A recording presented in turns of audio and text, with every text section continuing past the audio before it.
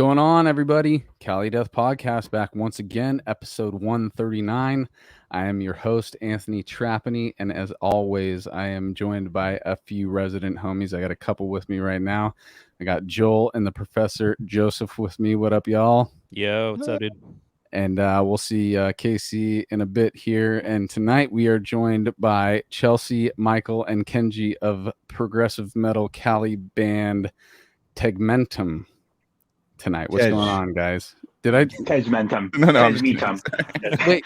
God, I fucking did it anyways. Wait, I think you were right. Teg. No, you're right. You're right. Did see the effort. I got it right, guys. Yay! Good job. For anybody tuning in, we had a good 5 minutes going over the coaching. And, And I said it right, and then you guys made me doubt myself because I don't know how to speak the human language. The English language. All right. What's going on, guys? We are here again on another Thursday, episode 139. Let's do the plugs real quick, guys. Battleforgecoffee.com. That is where we get our coffee, the homies and deeds of flesh. Serving up some serious caffeine bean for you guys. They got shirts, they got swag. That's underground death metal right there, guys. Cali specific. And you can support them in their endeavors in the drug dealing. Legal drugs. And then for us, it's CaliDeathPodcast.BigCartel.com. We got the shirts there. You guys need to put them on your bodies right behind the professor. He is ready to send you anything you want to purchase from us. The money goes in the pocket of the show. Most of that money will go back into more merch, but you guys got to buy this one before we or buy this stuff before we go up. I'm getting the merch bug. I want to print some more. I want to get some stickers and cool stuff going. No, for sure, and that's literally we made $0 off of this merch situation. We really just want to keep going with the merch, guys. So you buy it, we'll sell it. That's where you get it. BigCartel.com. Or wait, CaliDeathPodcast.BigCartel.com.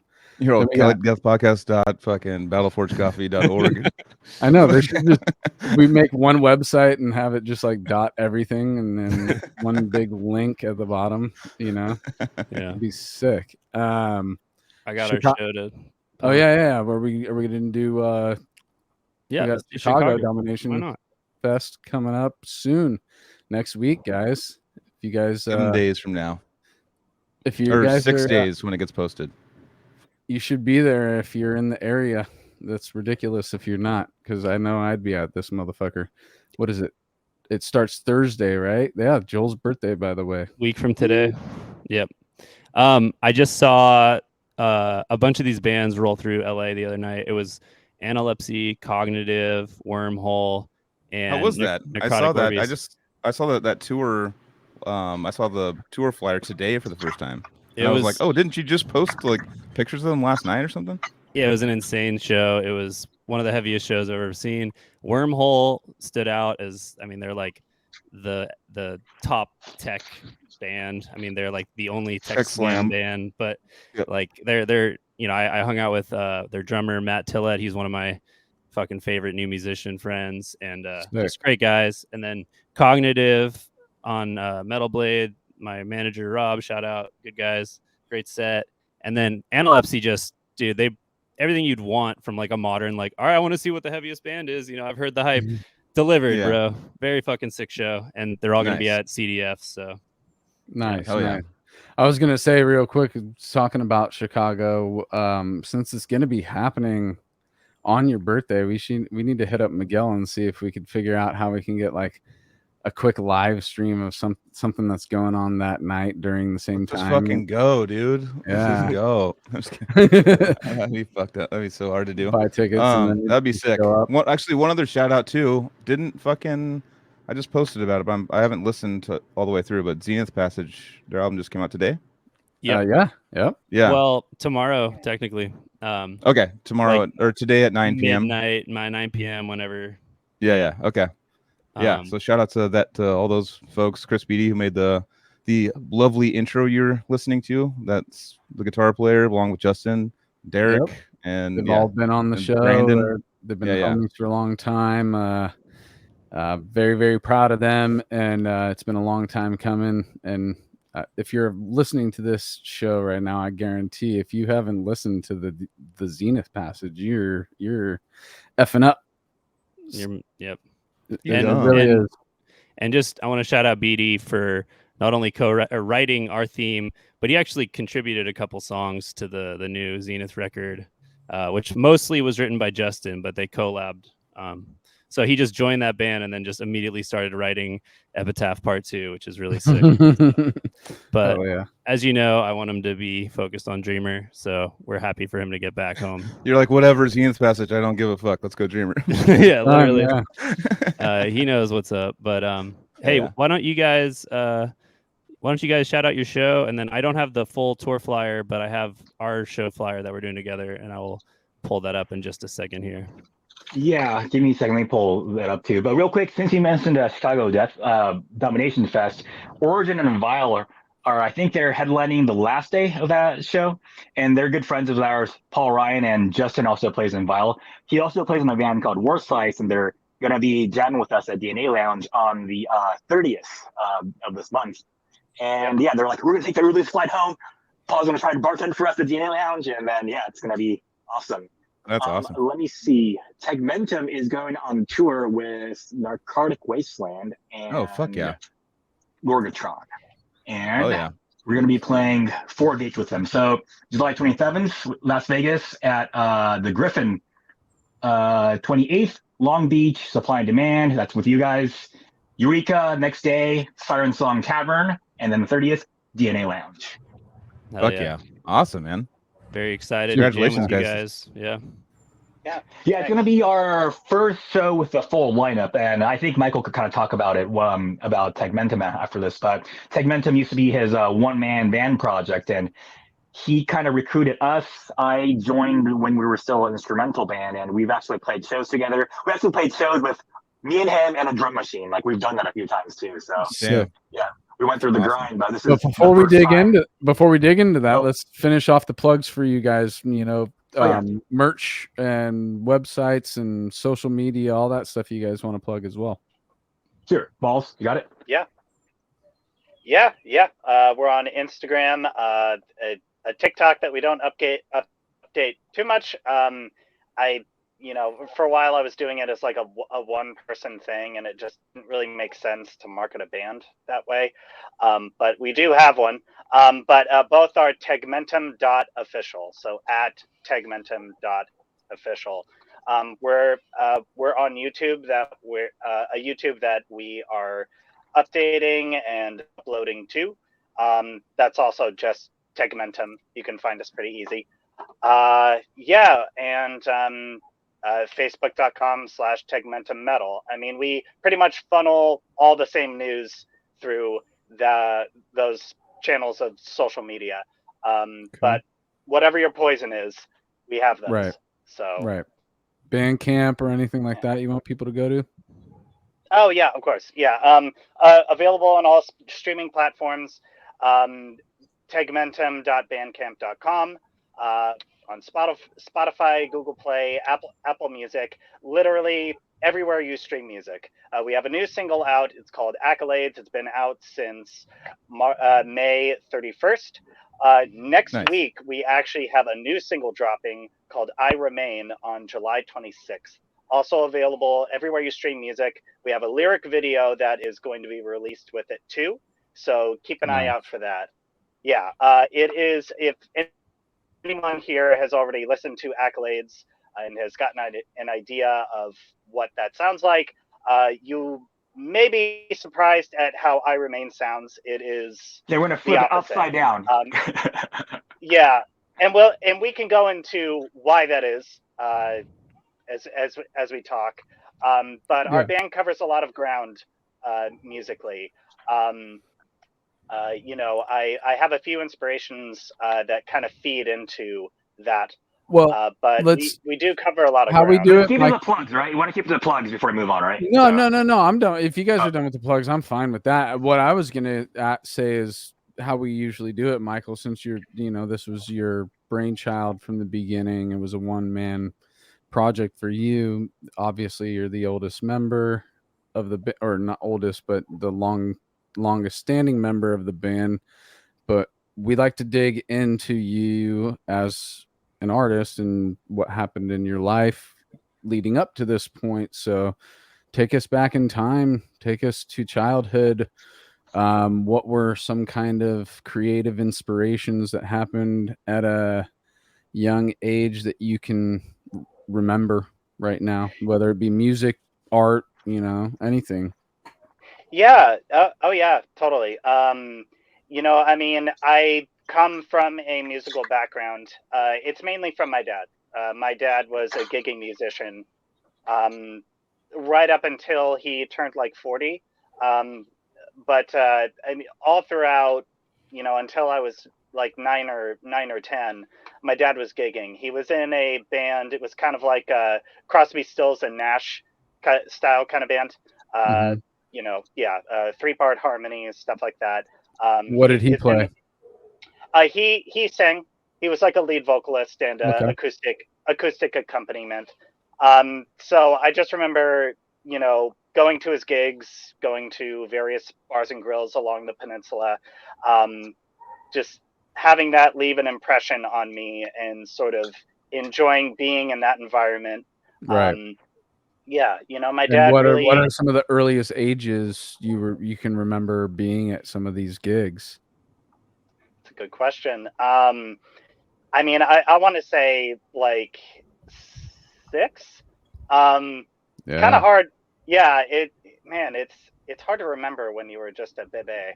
No, that's a very young age, but a very important age to attach to something. I think 6 is kind of like if you can get it, if you can figure it out, or not at least figure it out, but like tap into something at 6 and stay with it, you have potential for greatness.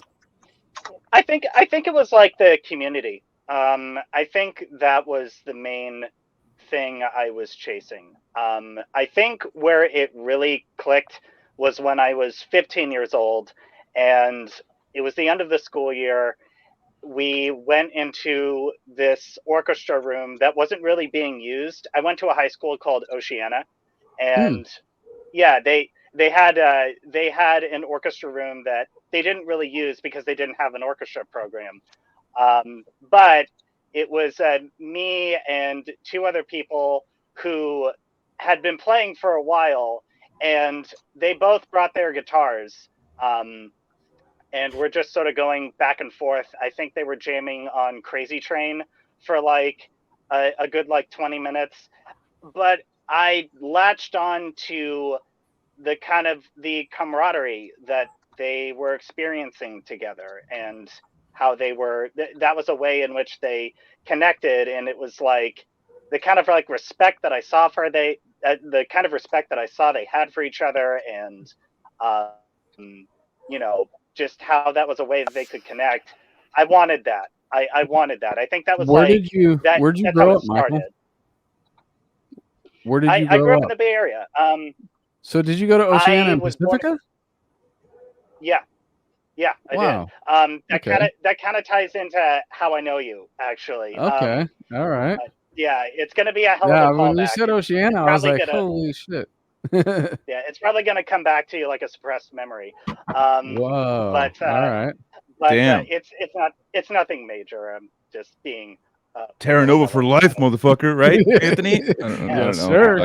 I don't even know. No, Oceana was all the art kids, dude. Oceana was definitely the more artistic, creative, pushing school that was in Pacifica. I kind of I would, even though I did have tiger pride, and I always will. I was kind of jealous that Oceana, you tend to have access to more creative outlets, and they push that, and kind of embrace it over there. I'm grateful for that too. Yeah, I think that ended up being that ended up developing into a crucial part of my identity. I was grateful for that too. Kind of like yeah, encouraging that. And Right. I think yeah, it's a piece for what sort of continues to motivate me. So Michael, let's just rewind a little bit though, because there's a big gap for me between 6 and 15. I like to hear what's going on in that decade as well. So, music specifically, like your dad was in, showing you what it was like to be a performer and letting you get the taste of live music at a young age. Yeah. So, well, maybe a lot of that was out of necessity because parents didn't really make a lot of money. My family has always been pretty poor. So rather than hire a nanny, bring him to the gig. yeah. No, it's just kind of the reality of it.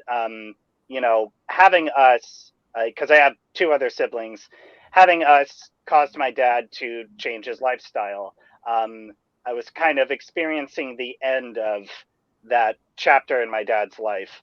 I think it's like, if there's anything I took away from my dad, it's like, God damn it, did he stick with it? He stuck with it, until he realistically couldn't anymore. And I guess I'm kind of following in those footsteps a little bit, except I'm more angsty and, obviously into metal, Yeah. but but he stuck with it because he believed in what he was doing.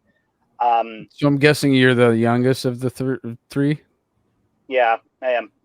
Yeah, so because you said you were catching the tail end of it, and when you said you had other siblings, so yeah. Okay, so him having to change his lifestyle and all that, but the music still never left the household, I'm sure. Yeah, no, exactly. He found ways to incorporate it into his life.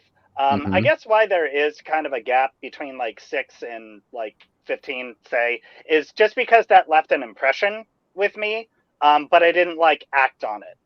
Right, but we also when I was talking about that gap, I mean like your progression towards that 15. Like, what were some other songs or bands or anything that you can remember from a younger age that you kind of latched on to? This is gonna be a little embarrassing, maybe. No, dude, don't be embarrassed. Believe me, Beach Boys is mine, dude. Oh, okay, all right, Yeah. sick. Okay, well, I mean, I'm gonna have to find it, but I think the song is called like Southern Islands or something, or Southern Cross. Yeah, there we go. Oh, it is Crosby, Stills and Nash. Okay, yeah. Okay. So I was gonna say Leonard Skinner when you said that name. I was like, yeah, no, it is a Crosby, Stills and Nash. Okay, yeah, no, my dad did this cover of Southern Cross that always like really stuck with me. Nice. Yeah, nice. It's awesome. Yeah. I think it's just like the 3-part harmonies that like really get me. I do love harmonizing quite a bit. Dude. Yeah, when writing, it's probably the Beach Boys. That was one of the main things too, is how they harmonize with their vocals. Sick. Yeah, sick. Okay, so mine, Alien Ant Farm. The Michael Jackson cover. Dude, that album's not bad. It's got some pretty good stuff on it, right? Dude. Exactly. It's pretty crazy. Like, yeah, I'm the bass player. I'm the bass player from that album. He does look. We've been telling him. I look exactly like pull up a picture. Someone, I'll try to find the picture, but like, someone or Greg from Legion was just like, dude, you bonus points if you get the one where it's comparing you guys, because I remember you did it side by side or whatever. Yeah, I know. I literally like. There's certain. I mean, he's a little bigger than me, but there's certain like angles he does, and I'm like, that's like me. I'm looking at myself. It's fucking. When you used to spike creepy. your hair back in the day. Yeah. Oh, dude, frosted my tips. I did all that shit. Dude. I was Yep. fucking down. That's just how we used to do it back then. You were a man of your time, and yeah. Sometimes there's a man. We fell victim to the new metal phase, but it's not a victim. Actually, I'll praise it to death, dude. You guys can fight me all night about fucking the new metal, dude. That was still like that bass line was still sick as fuck too. So I'm glad it was that guy. That looked like. No, the bass lines on that album, dude. He's a good bass player, dude, and the drummer is actually. Yeah. Ditto. Yeah, that's what really surprised me after listening to the single and then years later listening to the record. Just like how top tier it is. Like, wow, holy crap! Like, you all are like really, really good at what you do. Pretty kind of advanced stuff in some regards. Yeah, I'll say the reverse mohawk was a little pretentious. I don't know, the one. So The one like the small one next to the bald singer guy, that one like scares me a little bit. Like I'm like, I don't mean obviously the hair's different, but and the pictures that were picked weren't really the best. But so, there's some that I'm like, I've literally posted this before, and people were like, dude, fuck yeah, I love them, good job. Like people have like, they've like, there's people out there that think I played in Alien Ant Farm, and I just keep it going. I'll literally okay. If we were in public, dude, and somebody were to come up to you and be like, "Dude, Alien Ant Farm," I would lay down on the ground. I would just lay down. Not even laugh, just like lay down. Like I would just have to lay down and just like stay still until the altercation, or not altercation, The altercation. Oh my the god. situation were to end, and then I can stand back up and walk away. No, but I mean, but seriously though, but that song though is very. I mean, it's a cool. I love when bands do covers of like old songs like that, and they make it their own. Like there's I heard fucking it was Five Finger Death Punch do a Kenny Wayne Shepherd song, and I was listening to it. It was that Blue on Black, and I'm like, is this the original? Like I can't even tell from the original from the from the cover. It sounds so similar. That I was like, this isn't a cool cover. It wasn't. I like when people take like Faceless did a Depeche Mode song and they made it like kind of black metal, and I was like, that's fucking awesome. That's cool when people do. And Alien Ant Farm, that was a great cover. Agreed. Yeah. I like it when they do that too. I do wish we saw more of that. We've had a couple of covers come out. Some Lamb of God covers from Shadow of Intent, and then Fit for an Autopsy did theirs. And Fit for an Autopsy did Walk With Me in Hell. Shadow of Intent did Laid to Rest. As far as Shadow of Intent goes, I think they definitely they did the thing I always kind of wanted from that song, which is just like, just tune this fucker down and make it super, super heavy. It adds to the aggression. Walk With Me in Hell, I think it was like a really faithful cover.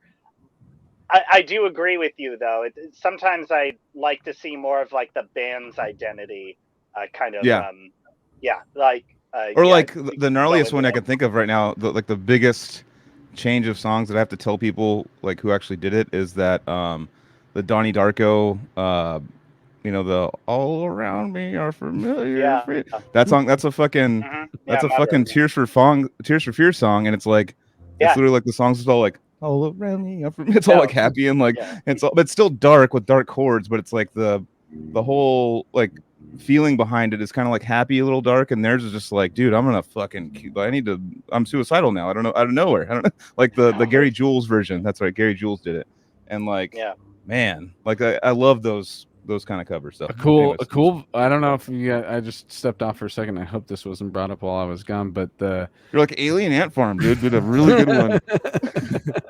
No, but it was the opposite, where it was Johnny Cash doing Depeche Mode or Nine Inch Nails. 9 Inch Nails, that was something that made something even dark. There's a cool video on that too if you want to watch. It's Rick Rubin is the one that pretty much not made him, but that was his idea for him to do that, and Johnny Cash didn't want any part of it, and then he's like, no, just try it, and then it's it came out like that, and that was one of his last songs and shit, and you're just that's another Donnie Darko song where you're just fucking Jesus, what's life all about? That song?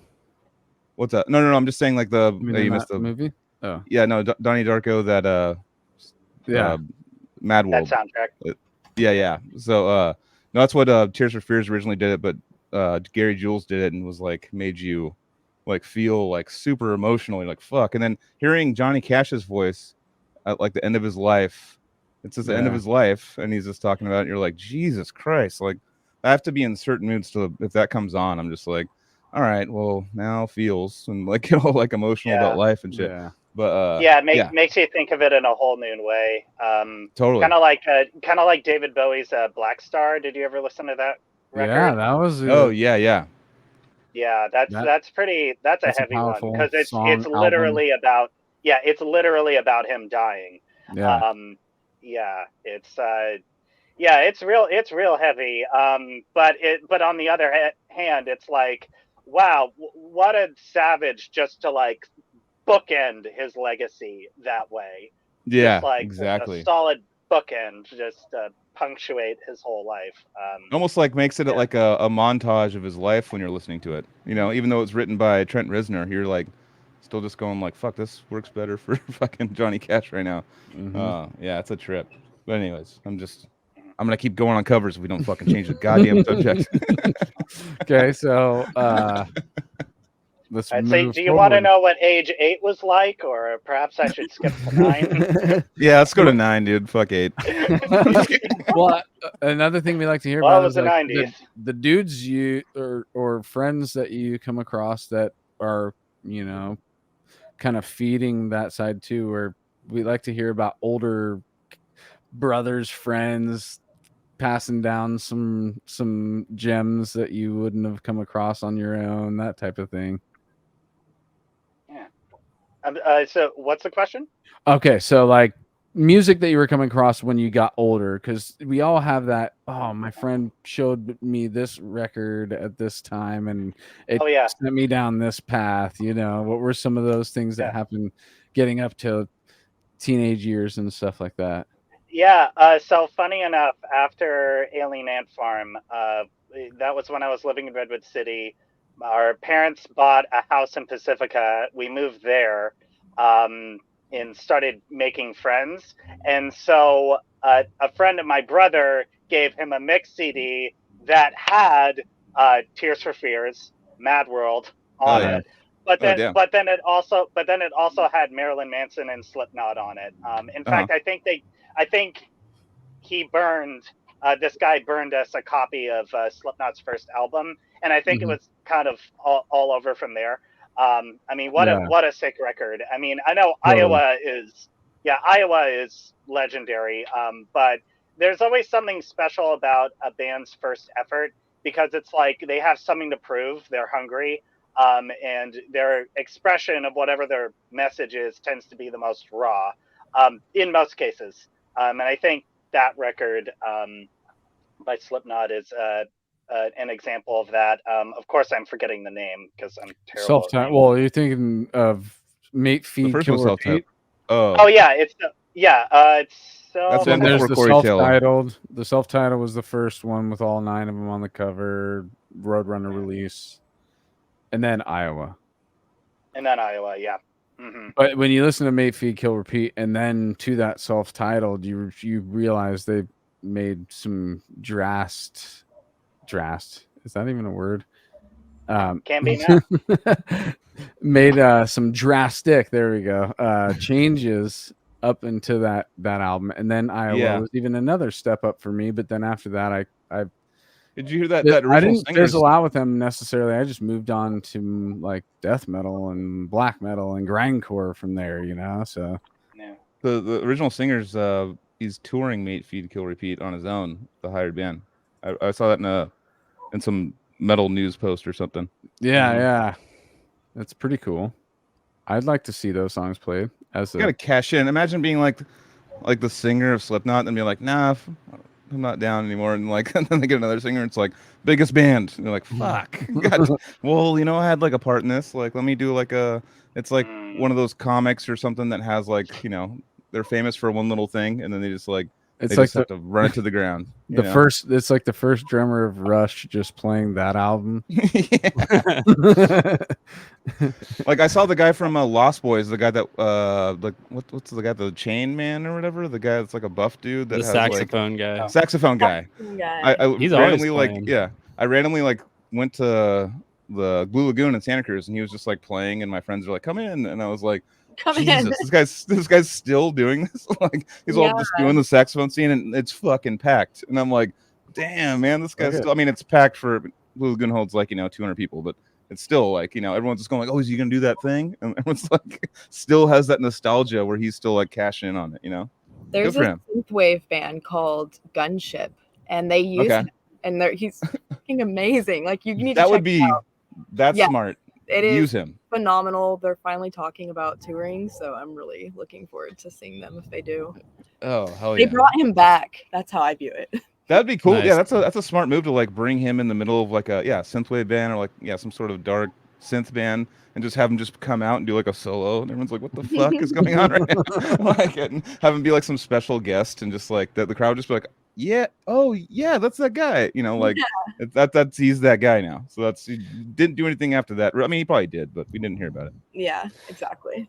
I don't know about this 80s nostalgia wave, man. I'm not feeling it entirely. Because you weren't born in them, or were you? 89? Nope, was not at all. That's right. Okay. We're old people. Let us talk about the fucking like the generation before us used to be like, dude, Hendrix, fuck you, like constantly, and we're just like, it is better though. I would rather talk about that and say fuck you. Like, excuse me. But I had to teach Purple Rain for like an hour and a half on guitar today, and I'm just like, I'm not a Prince fan personally. Okay. But I think he's a great guitar player and a great musician. His voice has always bugged me.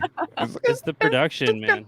Yeah, see, Ricky's down with the 80s. He's going to that. Have you guys seen that like synthwave fest in like SoCal coming up? Oh yeah. I'm down.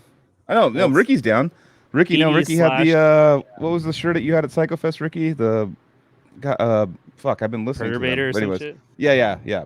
And literally, I was walking with him and Chris Beatty, and he got stopped every fucking like 10 minutes, and someone's like, "That shirt's a Sega shirt." And I was like, "What is that? It looks like a metal shirt." And I was like, "What's going on?" Yeah, Perturbator, that's right. And like it was stopping him like constantly for that shirt. And I had my my Tom Hanks's Pissin' shirt, and I'm like, dude, I'm gonna fucking crush, dude, with this shirt. And I got like 3, and he got like 75. Like, yeah, dude, you're fucking. It was like everyone was all about it, and I was like, okay, I'll check into it. And I listened to it on my own, and it was good. I liked it, but it wasn't like, I don't think it was warranting the kind of fanfare at PsychoFest. But it still was good. It definitely was good.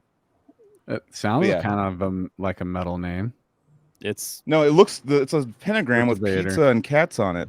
Like, it's got like pizza slices and cats and shit. But yeah, no, it was fucking. There was a lot of reaction to it, especially at a metal festival. I was like, okay, it must be a metal band, right? And I asked him about it. He's like, no, it's a synth band. And I was like, well, I love Depeche Mode and Tears for Fears, so let's check it out. But yeah, it's a thing. I mean, it's a thing. I mean, Ricky's a younger guy too, though, and he's into it. So, what the fuck's your problem? Do you ever have any problems in your life, Joseph? You never been depressed? I hate ever? that sound of the snare in the 80s was they fucked up. Oh god, you're judging who the fuck's listening to the drums of the synth? I don't know. Some of the synthwave stuff's cool. I like the 80s, like Stranger Things. Like some of it, I'm way down for, but I don't know. I guess it's take it or leave. You know, I just think music-wise, it was a bad decade. So, well, damn, that's a bold statement. Yeah, recovered heavily with the beginning of the 90s. I mean, I might be on his side if you were to if you're really gonna like say 70s, 80s, or even like just take each decade. I mean, overall, if we're doing decades, 80s is gonna be lower on my list because the 90s is actually at the very top. Yeah, 90s is my favorite, probably. Yeah. And then, but yeah, I old guy. Great stuff in the 70s and 60s too, but then I can't really pick out too much in the 80s. I guess I would probably. Here's so 80s mainstream is not good, but it was the best time for the underground. And then 90s you actually had pretty good mainstream. 70s you had amazing mainstream. So it's just where that's where the dip took place for me. So yeah, there's certain aspects of the 80s that I have to respect because there's some great ideas that were seeded and then blossomed later in the 90s. Mm-hmm. But speaking of the 90s, I mean, you know, the big four. I mean, you know, in the 80s, you know, and Justice for All came out in the 80s, and that is still, you know, a lot of people argue that's Metallica's best album. I think it's just like every decade is going to have its gems. And you know, it's tough to know when something has peaked when you're in the middle of it. Yeah, you know? Totally. Yeah, I mean, like, especially as far as like, let's say, like, you know, movies are concerned, they hands down peaked in the 70s. You know, we have just kind of, studios are still trying to recreate a lot of those things that were made in the 70s today. Yeah, like that movie Uncut Gems is like definitely heavy, like 70s vibes. I feel like the creativity is lacked because of the money that's involved with these movies nowadays, and like the safe investments than investments. They're like, okay, well, people already know the characters of this remade movie. Let's just go ahead and remake this, and you'll make your money back for sure if we do a remake. Or if you want this new story that we're going to take a chance on, it could be Terminator, could be like a fucking something that no one ever hears of. But do you want to take a chance on this? Right. And they're kind of treating it like the stock market, like, oh, that's a little risky Oh, sure. investment. I'd rather not invest in that, and then just keep shitting out these like remakes of things, you know.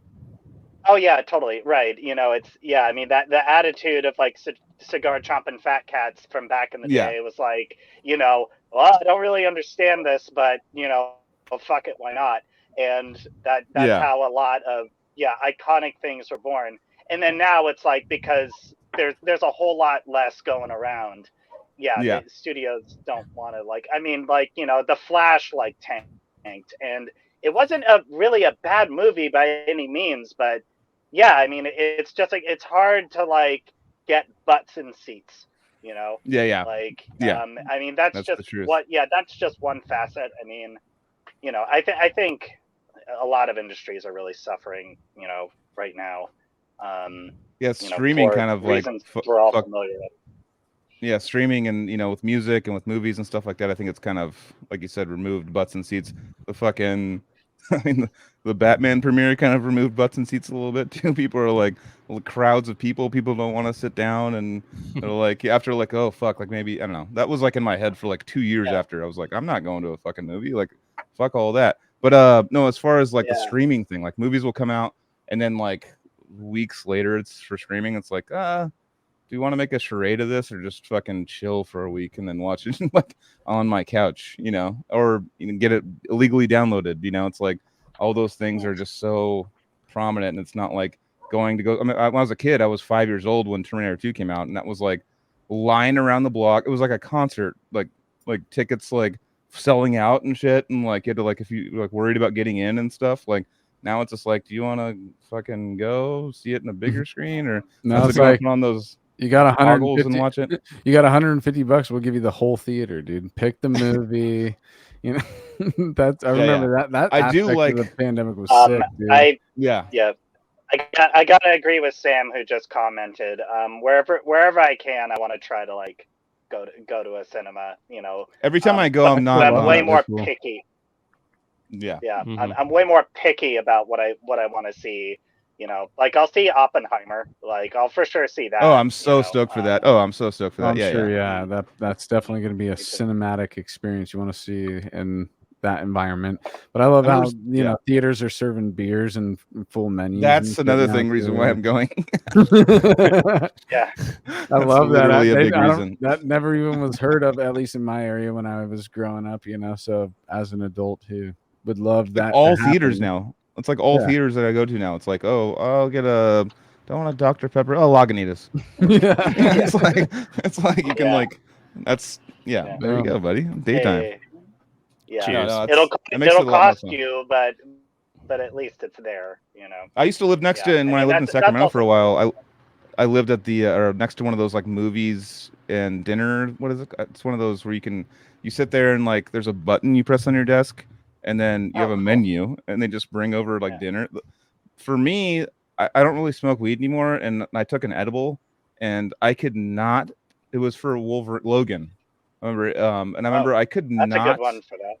Well, I couldn't pay attention to the movie because all the fucking waiters were like running around. I was like all stoned and like watching them and watching like how they're. I'm like, oh, this is a crazy operation. I wonder how they're doing it. Like I was like focused on the operation of how they did because it's my first time going to a theater like that.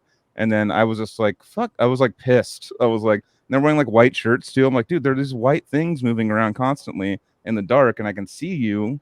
And I'm like, I always wondered how that would be. Yeah, I've been to one of those theaters, but nobody ordered anything, and I was like, would I be really disruptive to order something? And then yeah.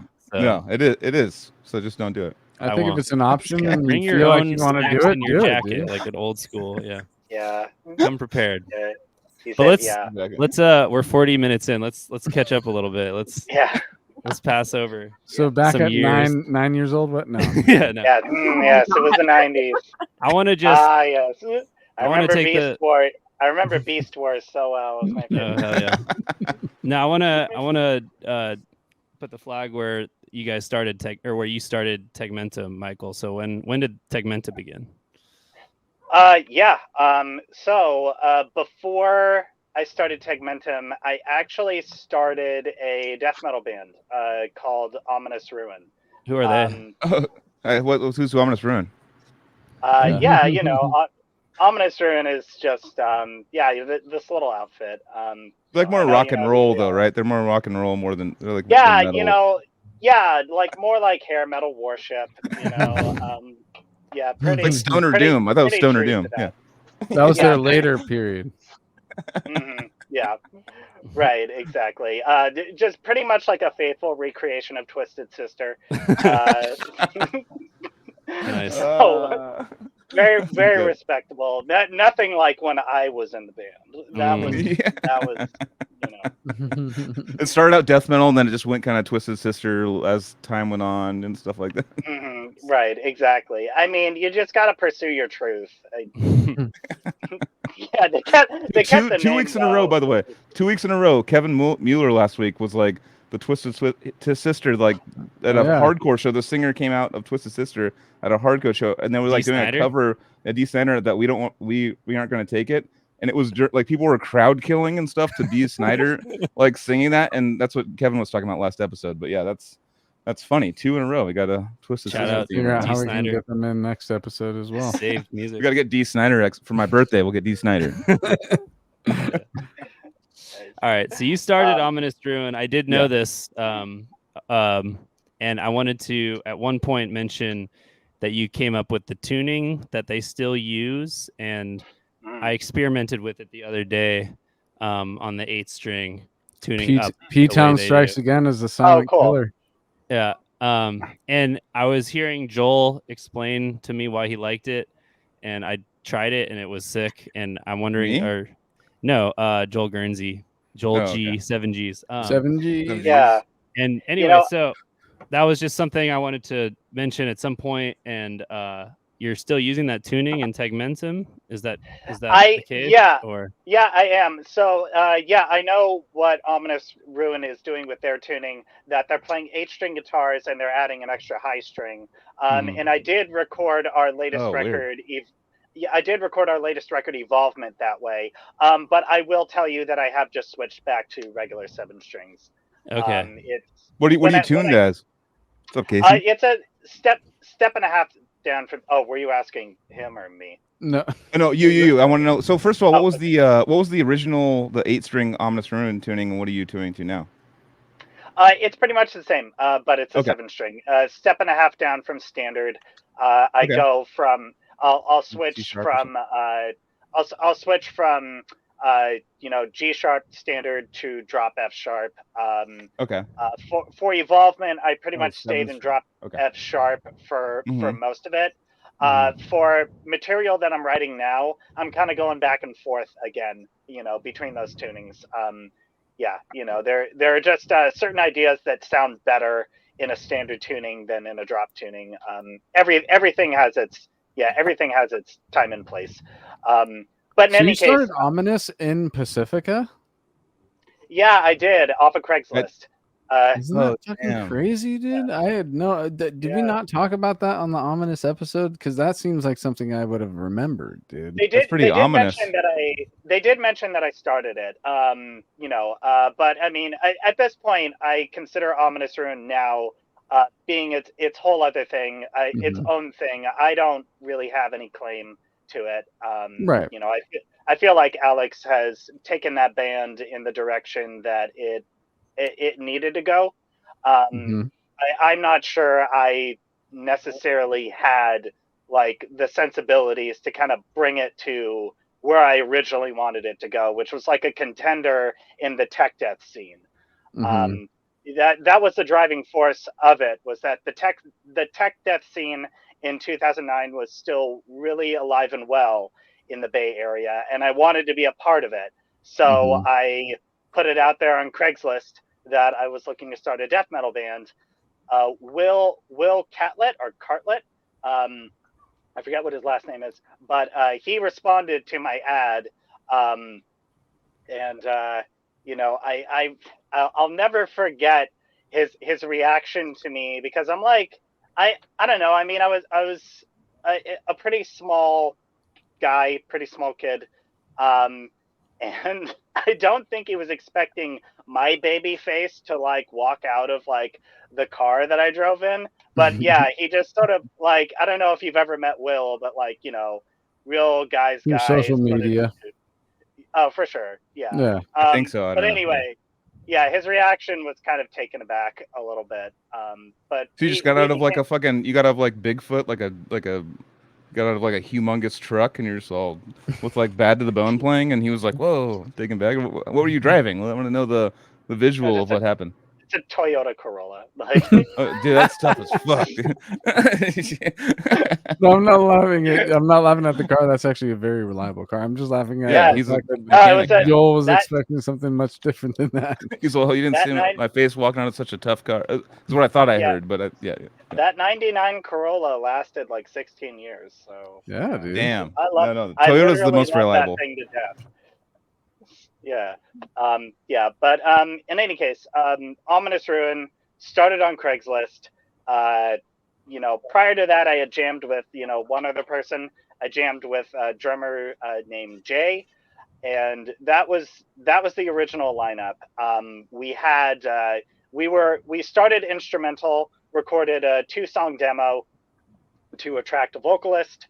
We were successful. We recruited Adam Rosado, who is still the vocalist to this day for Ominous Ruin. Yeah.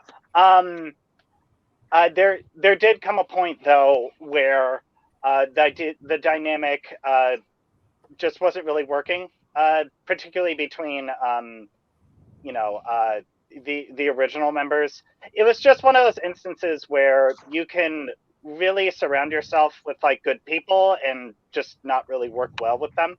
That was the reality of that original lineup. We all had different ideas of what we wanted to do and when we wanted to do them, and I just got pretty burned out, and I just found I wasn't as inspired to be involved anymore. So I bowed out, and at that point, that's when they recruited Alex. I remember the day I first met him. It was at Hitwall Studios.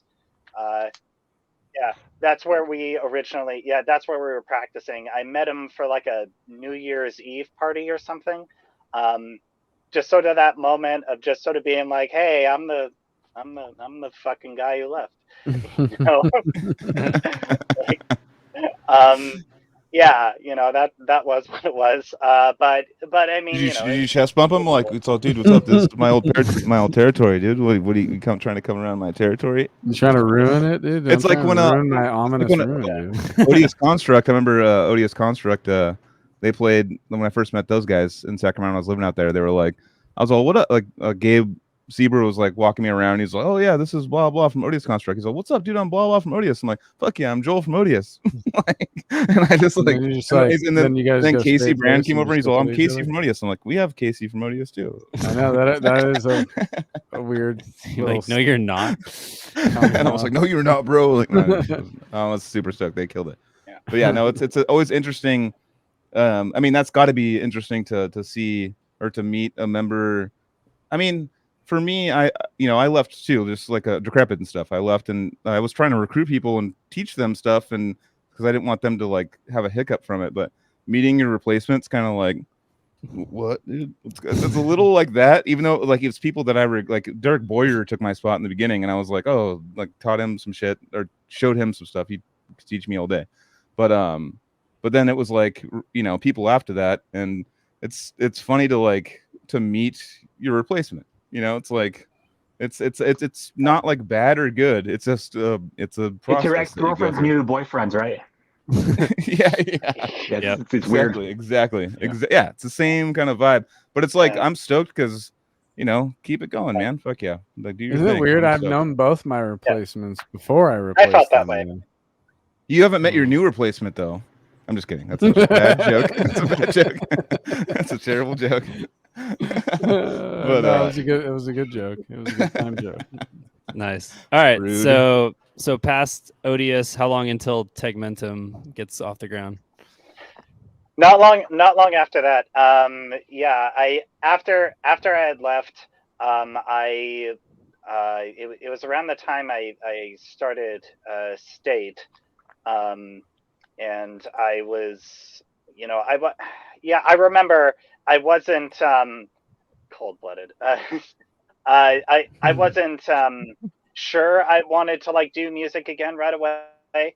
I was feeling pretty burned out, not really sure what I wanted out of music. And then Adam actually slid an opportunity my way because I guess he was like friends with the first vocalist of Rings of Saturn, like on social media. And I guess he put it out there that he was looking for a guitarist. So after that, I contacted him. I showed him a little bit of what I did in Ominous Ruin, and we kind of went back and forth for a little while. We wanted to start a band. His girl at the time, a drummer by the name of Paige Baxter. She was the drummer for this group, and she's actually the reason why I found Tegmentum, because one day we were practicing, and she was thumbing through a medical dictionary, and we were trying to like workshop names, and so she came across Tegmentum, and so she said it out loud. And so I have two tenets when picking a band name. It just needs to be easy to say, easy to remember. Perhaps we're debating whether the easy to say part is fulfilled based on our discussion before this. That's just my my what would be the term for that? I'm just paranoid about how and then I end up messing words up all the time anyways and not really care in the moment. But it's the pre-show thing where I'm like, I got to say all these people's names and say their band name, and I got to say my name, and I got to say their name. And it all like makes my brain get all crazy, even though if I just took a deep breath and just realize like I can point at each person. If I look like a doofus, it doesn't matter. I'm still like, okay, that's that person, that's that person, that's that person. Right. Yeah. Well, I mean, I was pretty surprised to find out that I was pronouncing necrophagist wrong. I think I pronounced it wrong. That's correct. That's correct. Isn't it necrophagist? I've heard necrophagist. Yeah, I think that's. I know it sounds funny. That's actually you're right. That's it. Because I remember like touring with them, and I was like, well, necrophagist sounds way sicker. But how is it actually pronounced? And Muhammad was like, it's necrophagist. And I was like, okay, well, I wouldn't. It's different. It's whatever. It doesn't make you feel proper saying it over here, but over there, that's proper. Exactly. I mean, also, I still say necrophagist. I still say necrophagist is necrophagist sounds. I mean, like has a cool phonetic to it. I just feel better even if it's wrong. Yeah. But yeah, I mean, the people going like after they were like on the top for a little while of tech stuff, people are like, dude, I can't wait to see necrophagist. Dude, they're gonna be so. People would say like the most random pronouncement. And I was like, what was yours? Capharnaum. Capharnaum. Oh yeah. Wait, which one is right? It's Capharnaum. I heard Swikoff say it. It's Capharnaum. I'm pretty sure. I think it is Capharnaum. No, it is. Yeah, you're right. You used to make fun of me. Wait, did we already go over this on the show? Did Mongrain I think so. Confirm for us? I can't remember. I think Heafy. I just have so much trauma from you guys making fun of me that I still feel like I'm wrong. Well, because you fuck up everything with the words, so it's like might as well make you feel like that's why, as like a joke, I said. I just like you said it wrong. My memories are like me standing in a circle, you guys throwing things at me for saying. How do you guys pronounce Chuck's last name? Chuck from Death. What do you say for his last name? Schuldner. So Schuldner is like I think what you're supposed to say. Was it Schuldner? Schuldner. That's how I say. Have you heard of Soul Diner? Mm-hmm. Oh, I've heard people say that before. I've heard people say that. I've spoken with Chris Rightford, who is the first drummer, and he's now in Autopsy. Yeah. He told me it's Chuck Schuldiner. That's apparently the real way to pronounce it. Yeah, I never knew that before that. Oh yeah, Schuldiner. Yeah, and I saw an interview with him and Chris Barnes on YouTube one day, and he said, "Yeah, I'm Chuck Soldiner." I'm like, "Oh, shit." He was all Chris Burns. He's all fucking with me, yeah. he's all Chuck Chol.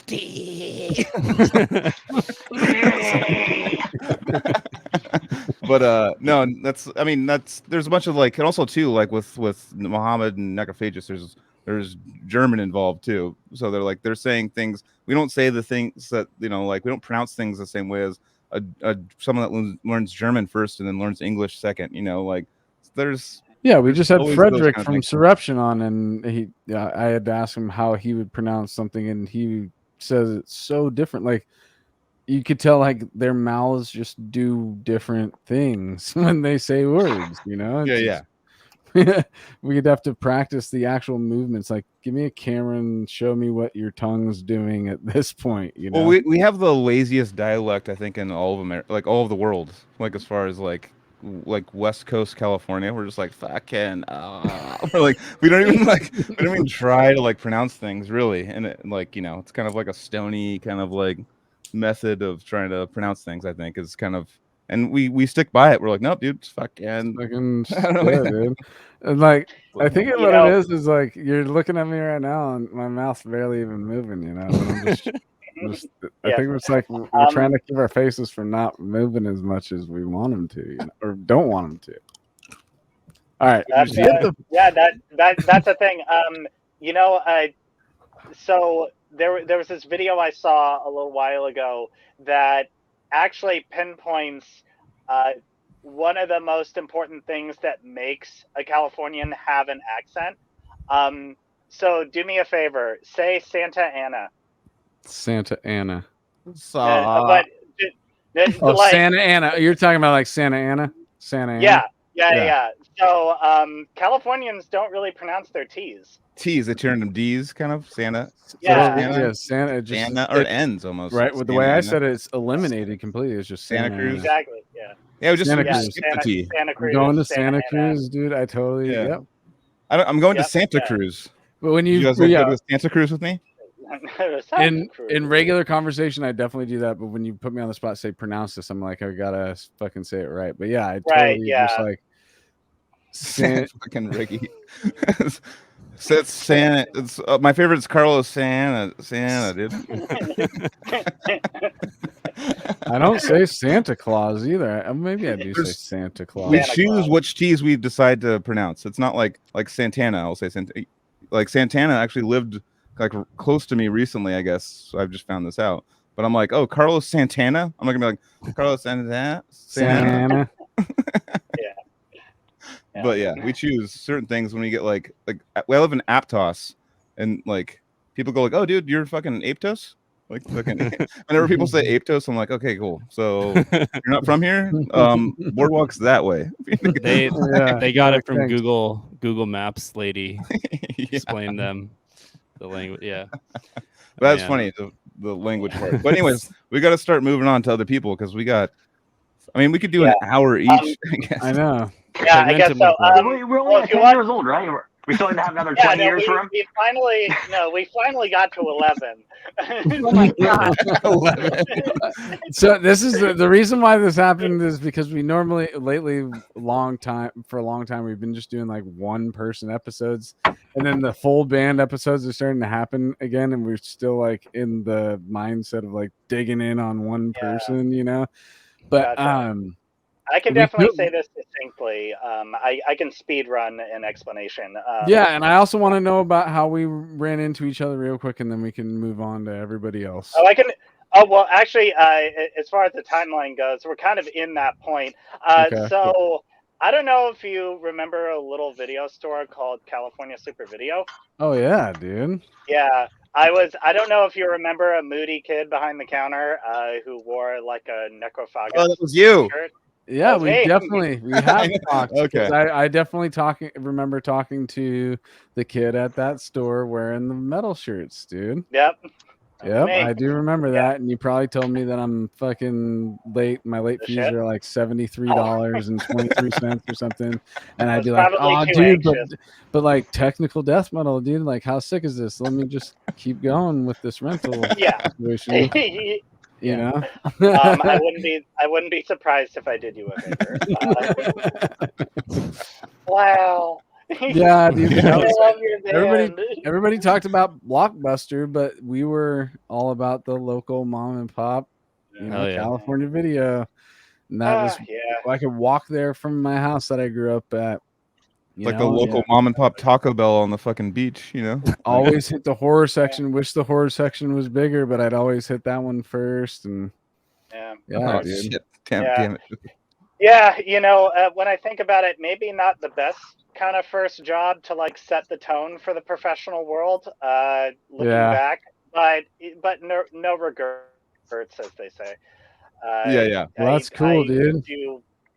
Yeah. So that was our brief run-in, and then of course I worked next door to the round table where the bassist of Suicide Silence. Who's that? Yeah, that's our homie. Yeah, he's like literally texting me right now about a football pool. He's like, "Going to bet?" We just had Pat on last week. His younger brother came on because he's friends with Kev. Isn't this strange how like all these interweaving things happen? Yeah, you remember Remorseless and God, they probably fucking hated you guys. Like fucking, I mean, Terra Nova, the jock fucking school versus the art school. Like you guys, I mean, I've like gone to Terra Nova, or not gone there, but I've like driven by it. I'm like, Jesus, like brand new field. Like they're just like football. Yeah, I'm just when like, you oh think man, when you think like a proper high school, like it's Terra Nova, like we beat the shit out of them football. I don't give a fuck. Like football, townies. Yeah. Fucking Terra Nova. Yeah. 100%. Yeah, I had a bunch of friends that went to Oceana, but I also swam on a swim team at Oceana. I actually knew my way around your school quite a bit. Word. Yeah. Oh yeah. I liked Oceana. I thought it was cool. I liked a lot of programs it offered, and it had like a senior project, which sort of like I mean it sort of conditioned you to like do research projects properly, and that was awesome. So what was can you describe what Oceana was? And like he said, artistic. What does that mean? Like an artistic high school? Like theater. I think it's technically a charter school. If I'm not, okay. Yeah, I was just gonna say alternative style. Like alternative is where you send people that get expelled, though. Those are like alternative is not. Like that's Thornton like or something. That's Thornton that's an alternative. No, Reardon's not. Thornton is definitely one that plenty of kids that didn't make it or couldn't make it through high school just ended up going there. Well, back in the 70s and 80s and 90s, there used to be technical high schools, speaking of technical death metal, and they like would focus on like 7 different subjects and be like, pick one and go into it. It's kind of like almost like a college.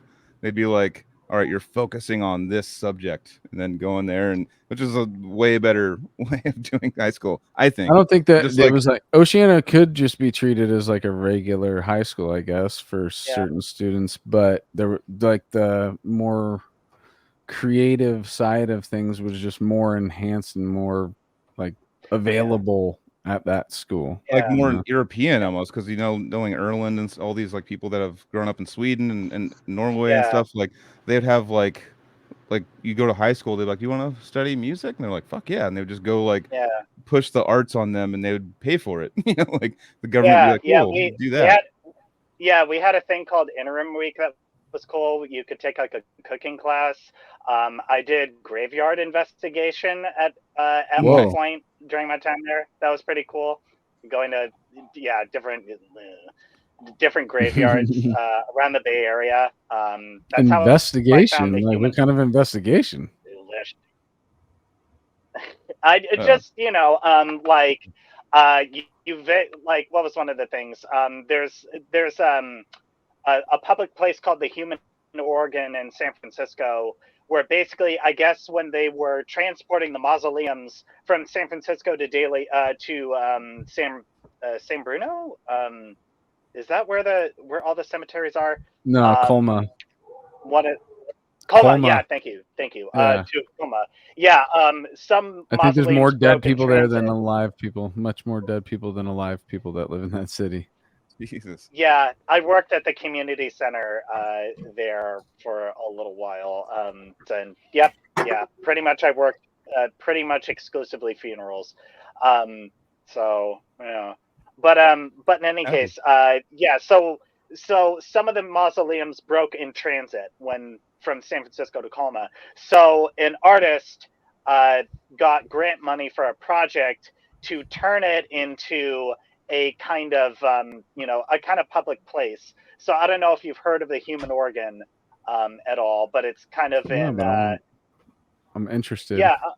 That kind of, I know what he's talking about, because at a certain time in San Francisco, there were displays of like dead people, but they were chopped up in like, what do you call it, in slices? You had like slice, like.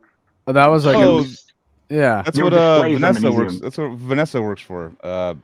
It's that the human body exhibit. Is that the one where they take the skin off and have all the shows your whole like I can't think of the goddamn It's word. kind of like It's if just X-rays going anatomy. through, you get a yeah. snapshot of like slices of your of the human Yeah, body. And I remember that's seeing from stuff like that, and so I'm assuming that's what you're talking about, right, Balls? yeah. It's from Yeah, Germany. I think it I was think part of that yeah. Anyway, sorry. Yeah. Go ahead. Yeah. So that's part of it, and then the other thing, the actual like monument, I guess you could call it itself.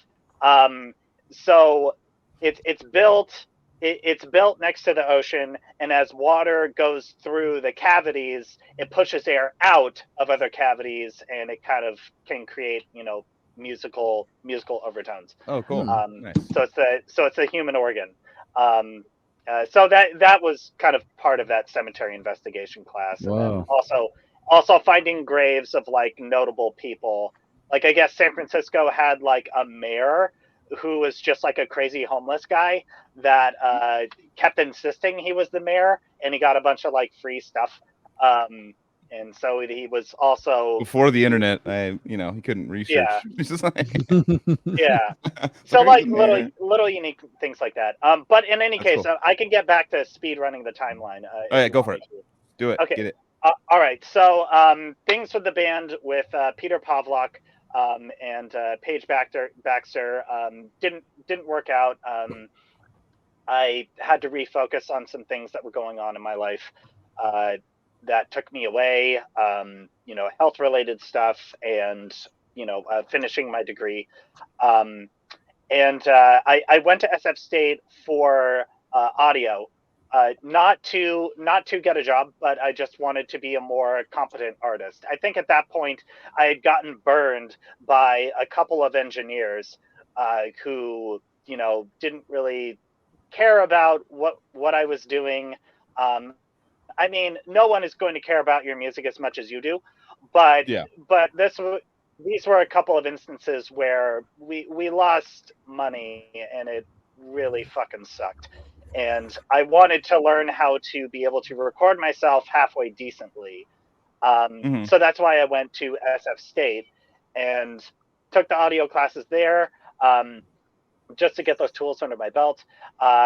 Graduated, had a great time. I really love my time in that department.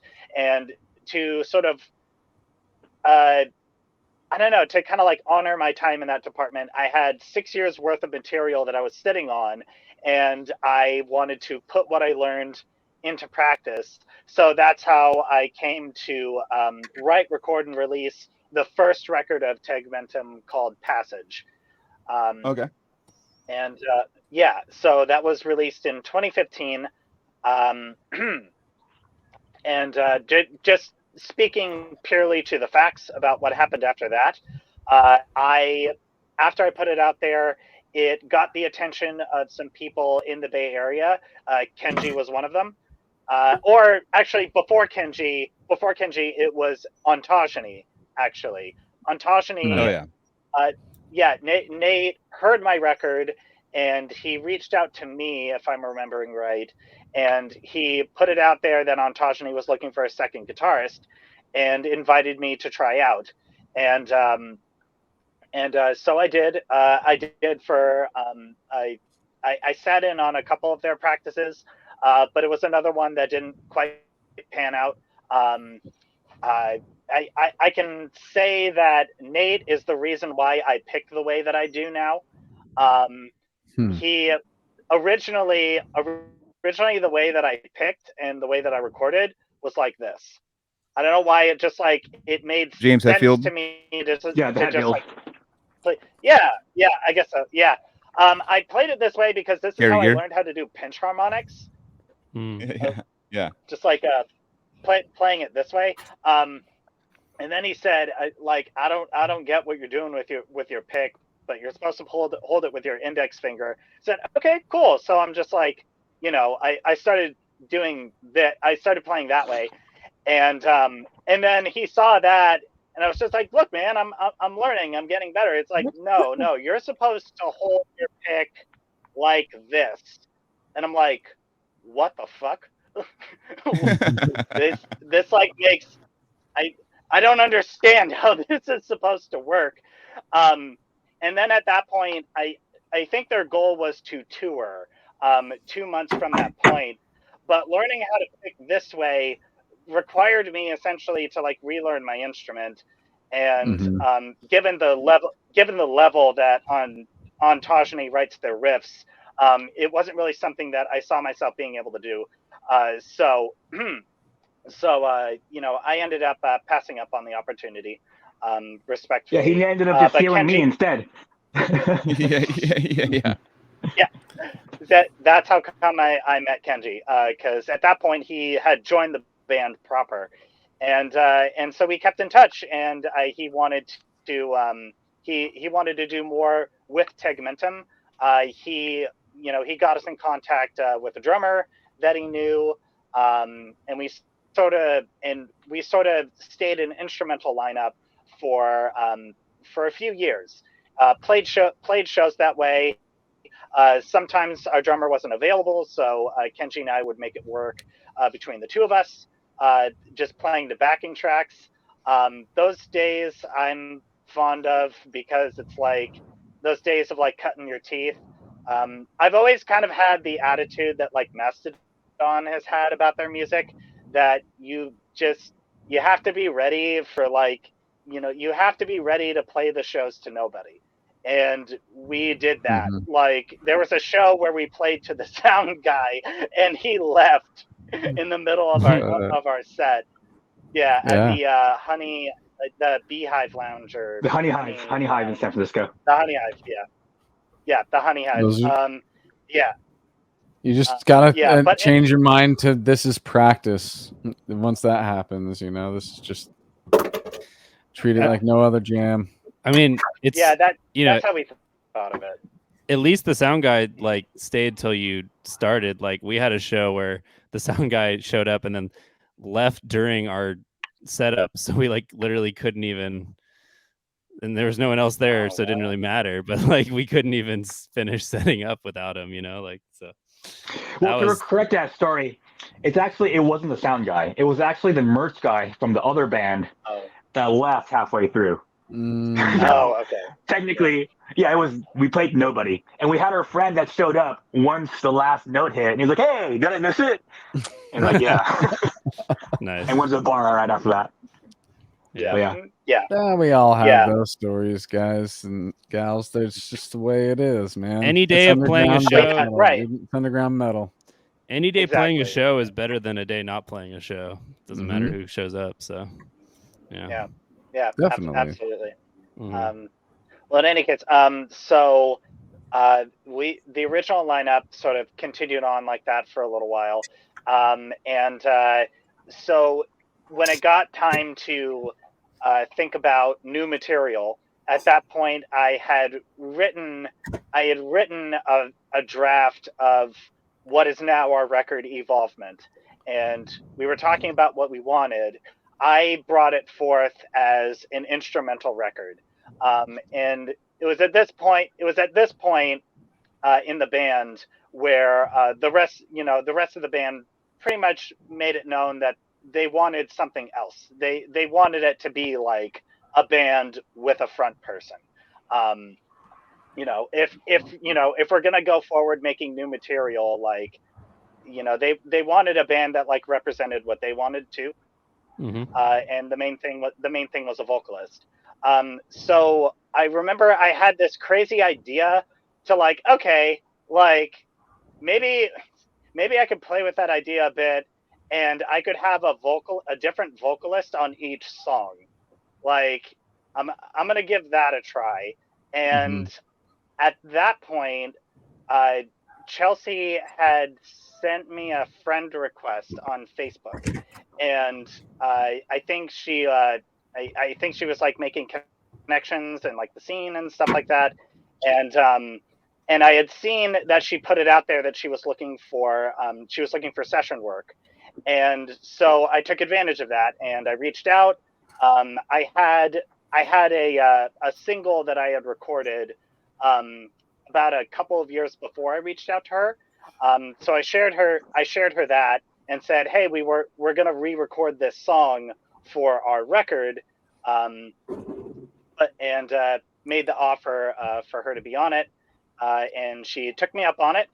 We met up at Fang Studios in San Mateo, California, where she just fucking killed it that day, and it was really cool. There was a vibe, and we just kind of went back and forth a little bit after that, and we all just sort of felt, or rather, she put it out there that she was interested in joining in on a more permanent basis, and everybody was cool with that. So Chelsea officially joined on. We continue working on the record. Things with our drummer at the time weren't working out, and we were put in a position where we needed live drums. So at that point, Andrew Baird had just started doing session work, and he was looking for more clients. I had met him once. I met him at the Black Passage CD release show because he had done drums for them. He had done drums for their record, and so he was there watching them, and we got to talking. He was actually standing with Alex because he had also done drums for Ominous Ruin too. And so he explained more about what he's hoping to do with his session work. And so I just sort of like cataloged that, kept that in the back of my mind if ever I had the opportunity. And so when the time came, I reached out to him and, had this album that we needed drums for. And he took on the job.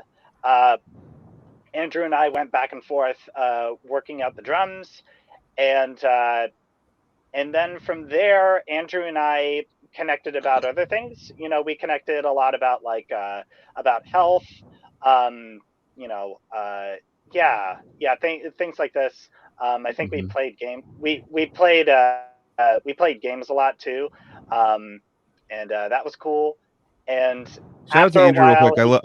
I got to shout Andrew out because he's really cool. About one thing I love about his him as a person is that he's really interested in making sure everyone's okay and working on mental health and stuff like that. And I've had a lot of conversations with him on the side and stuff. And man, that guy gives a shit like more than anyone about like other people, like more than I've seen in the metal community. Like he's really like if you have an issue, if you're a fan of stuff he's done and you hit him up and be like, I am struggling with things, he will fucking go direct in and help you. Like that's one thing I absolutely was floored by that guy. He's a great human being. Ditto. Oh yeah. Yeah. Ditto. Yeah. I really value that about him too. I certainly feel very comfortable and safe talking about very real stuff with him. Knowing that he's a very active listener and a very active participant. When talking about sensitive stuff about like health, wellness, stuff like that, we connected a lot about on that. And when it came time for him to work with the rest of the band, he liked the vibe, and so he wanted to stick around more. He wanted to stick around on a more permanent basis. So yeah, one day he hits me up and he just says that he would like to be a part of this in a more permanent way, and that was a pretty good day. I really wasn't expecting that. I was really, I mean, I was going in with the attitude of just like honoring our original agreement, which was just like, you're doing this record for us. It's session work. I just kind of like, kept my expectations on that level. I mean, maybe he appreciated that, and so he's now our drummer. And yeah, that pretty much brings us to now. We got the record done, and there was like some time between completing it and getting it scheduled. Okay. So after the record was done, I made this very concerted effort to get label support for it. We were all, after discussing it, we all agreed that was the direction we wanted to go in, mainly because with a label, you are more likely to get opportunities to play shows, get onto tours. It really helps with credibility that way. Also, in regards to distribution too, if you get a good deal, you could, even if you score a deal with a small label will pretty much get you most of everything you need, in regards to distribution and everything. I prepared an electronic press kit. I had the album to share via SoundCloud, and I sent this all to like 80 different labels. I just went on to Encyclopedia Metallum, looked up every active and relevant label that could possibly be a match for us. And I think we ultimately heard back from like 4. Yeah, one of them offered us a deal, but it wasn't really what we were looking for. It wasn't really a great deal. One of them was definitely a scam. And I'd be surprised if there wasn't at least one.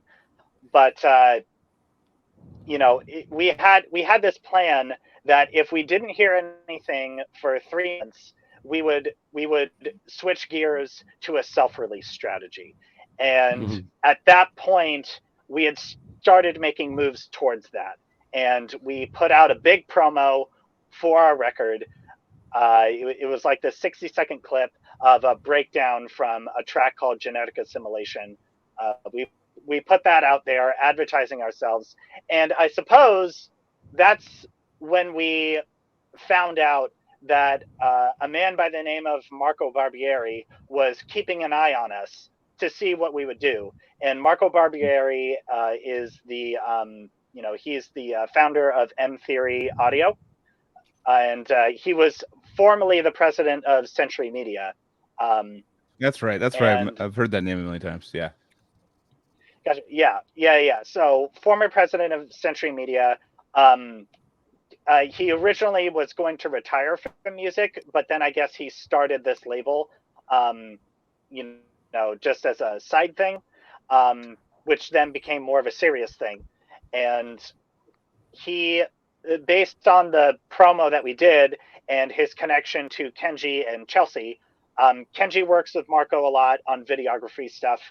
He had met Chelsea on a tour that Donna Verberos did with a band called Vinnersea, which is M Theory Audio's biggest band. So he reached out to us. We went back and forth, about a deal, and then it's pretty much just kind of logistical stuff after that. We got on the books. We did our due diligence, dotted our I's and umlauts, and there was this period where I feel like we could all kind of like take a breather for a little bit, and that sort of brings us to now, where we have singles coming out, we have our album release to anticipate, we have this tour that's coming up next week, and I think that pretty much brings us to the present. So yeah. Fuck yeah. All right. Nice. Cool. Thanks for coming on. We'll see you guys. No. Bye. I want to get into Chelsea. You I'm just kidding. you guys met in San Mateo. So where'd you grow up, Chelsea? I grew up in the Bay Area as well. What city? Livermore is where I spent my Okay. time. Okay. Yeah. Valley kid. So, you want me to talk? Yeah, about as far I mean, you can go like what you started with because I've even Dawn of I've been drinking Ouroboros. I know that that's been a band that we've seen go through. I mean, I've seen you guys play in San Jose, I think. So you've been in bands growing up. Like talk about just how you got into music and stuff like that, and what got you into being a female death metal singer. Like, I mean, not saying that, not to bring the gender thing into it, but it is mostly it's a bunch of dudes that are sweaty It and is like look like me and they're fascinating gross. to us. Yeah. Yeah.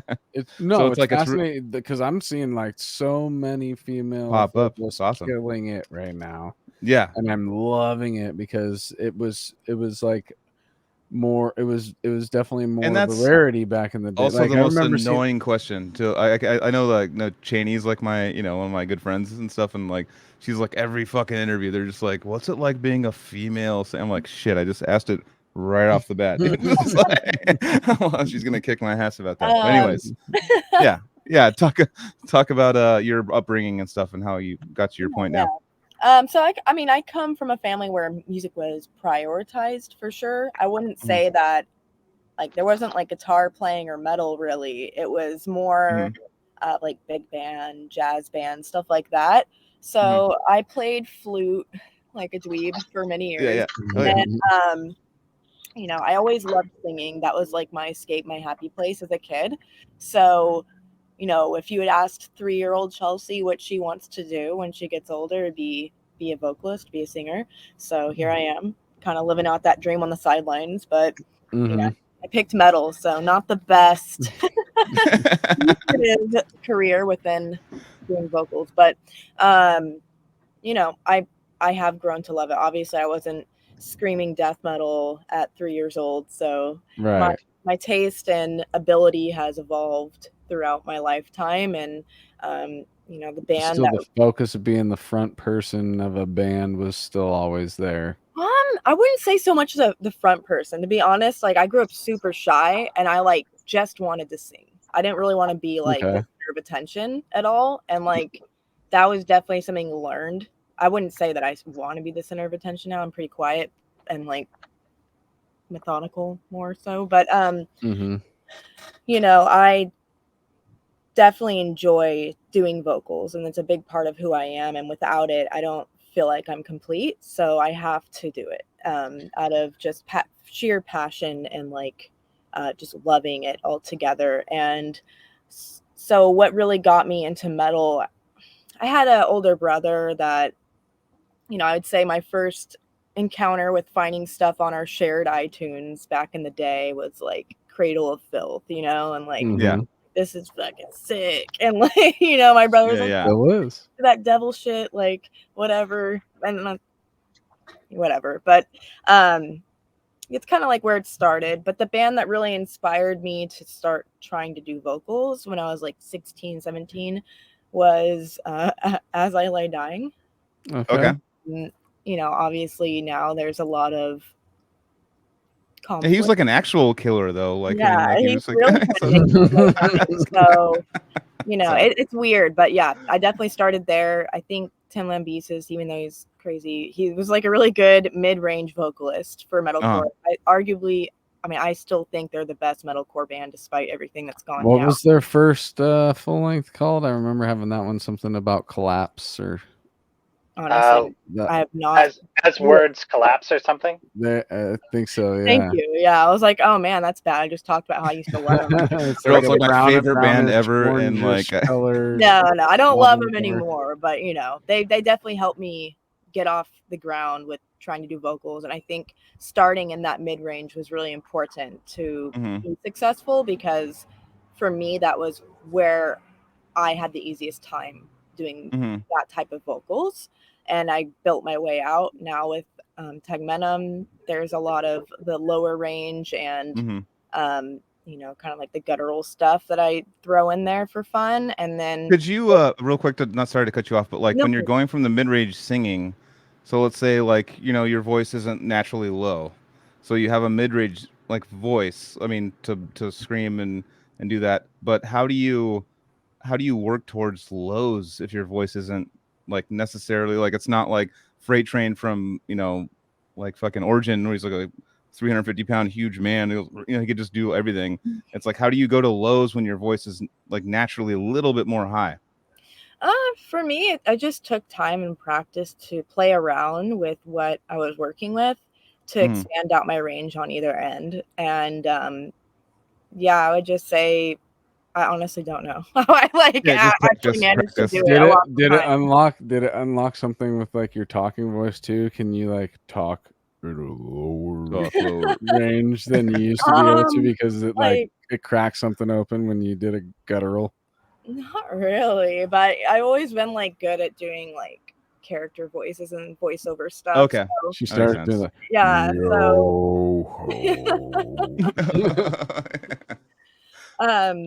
Yeah, I've been playing around with some like overtone singing lately, like throat. It's from your diaphragm, right? Where you have to like, I don't get when they say diaphragm.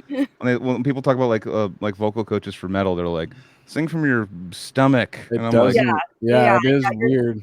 It gives you a lot of control that way. Sing. You can actually, if you focus, it really does like come from your sternum. And every vocalist that has like that I know that's like, you know, like Whitechapel's and those bands, like when they learned to sing from like a certain like from your sternum or something instead of your throat, they're like they can tour and just keep doing that like every night and it's fine, you know. So it's I've never like, I literally I'll do a growl and start coughing after like probably like 5 seconds, you know. So like learning the sternum thing is like definitely something I've always been interested in, but I've never wanted to learn how to do death metal vocals, because you can tell, like you after a performance how much like I could be like, oh, I was like too much throat tonight. Yeah. You know? Yeah. I mean, like what you said too, though, for me, like getting into bands and stuff, I'm shy. I mean, I don't want to be the center of attention. That's like my nightmare, is being the center of attention. And for you, we used to put a mic in front of him and he would just not use it. That's true. I mean, I was playing like Odia stuff. They're like, do you want to do backup vocals? I'd be like, dude, just growl with me at this one part. And I'd be like, okay. And then during the show, I'd look at him and he wouldn't do it. I'm all sick, dude. Like I couldn't do it. So I was like, but anyways, like, yeah, getting that, shit, I had a train of thought and it went away. Sorry, dude. Sorry. Jesus. I derailed you. Son of a gun. No, I know it happens. But no, getting that, you know, what I was saying is like, so I actually chose bass.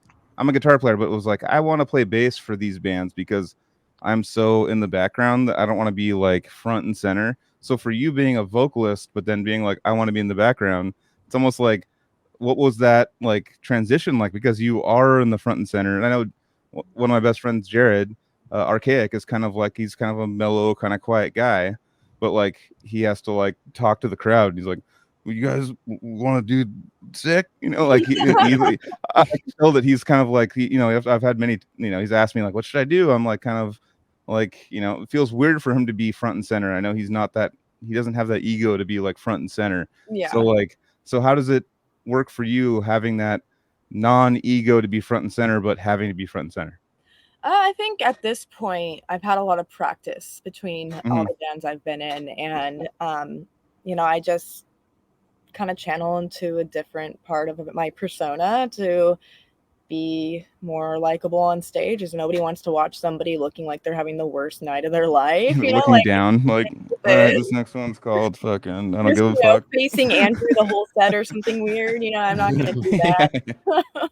I'm actually pretty active. Like I run around like crazy, actually. Oh, you do for sure. A lot of the time, if I can hear myself, I should say, if the sound engineer sucks, screw you, you messed my setup, because I have to just stand there and like really focus. It does really suck when you can't hear yourself as a vocalist, because then that becomes the throaty that's thing the where you focus. push it over pushing. Yeah, you're pushing blowing so that hard too. because you're like and panicking. Like, can other people hear me? Can the crowd hear me? I can't even you're hear going me. off a feel, and that isn't always something that's accurate, you know. Yeah, it's just I'm way more likely to feel like, oh, I overused my voice tonight if I can't hear myself that well. I definitely. Now I'm reliving it. I just had I had to take a deep breath there because those parts really suck when that happens. It's so You're like, yeah. You're like, the monitors don't work. I'll be my own monitors and just scream like 10 times harder. Yeah. Well, I do the you dramatic earplug a lot, you know. So Are you guys I mean, nowadays you know, the in-ear monitors, I think is probably the way to go. But also too, if you're working with like a house sound and doing house stuff, then you're like, hey, we have this thing. There's like this like huge guy with like a beard going like, fuck, dude, I don't want to deal with all that. You know, like a lot of people, like if you have those new technologies and stuff that would help you, like understand volume and stuff, like you have to tell the guy that works there, like, hey, dude, we got this thing that you don't like. Is that cool if we put it in there? You know, but yeah, no, it's a whole new animal. Yeah, I think especially for Tegmentum, it's really important that we each have our own individual transmitters and the backing track and the metronome, because it could be easy to get lost. Or something like Tegmentum, it's way more fast-paced and different time changes all the time. It's very complicated. So for us, we are definitely using in-ears. Nice. I honestly feel like I played way better sets with nothing in my ears for Dawn. That's something that I just recently kind of became confident in. So I've been enjoying the freedom of just ripping it out and saying, I don't want anything in my ears. I'm just going to go. Well, let me tell you what that turns into. It turns into a really loud ring in your ear, and you're deaf in one ear. Oh, no. I mean, you still use plugs, but you don't, I'm not using my in-ear system anymore. Honestly, the in-ear thing contribute way more to the tinnitus overall. If you turn them up super loud, that makes sense. Yeah, a lot of times. Guitarists, no offense, Mike, love to turn up really loud, and it's like I can't even hear my in-ears at all. So after sound check, they're just like, all right. Yeah, honestly. And then you're like, turn it down, and they think you're an idiot, and you're like, well, what? Yeah. No, totally. Yeah. No, I definitely have had a few battles where I'm turning them down, and they're going, what the fuck? You know? Nobody wants to be that person, but if you're not going to listen and you're ruining our set, I'm going to turn you down. Everyone's in the same boat that you're in. They want to hear themselves, and like when they're dealing with the sound guy and stuff, and then they can't hear themselves, they're like, well, we have to go on. So, you know, like, and you know, for me, I would do the same thing even with like guitar players next to me. I'd be like, because I literally for my monitors would just be, I want snare and kick, because it keeps me on. That's all.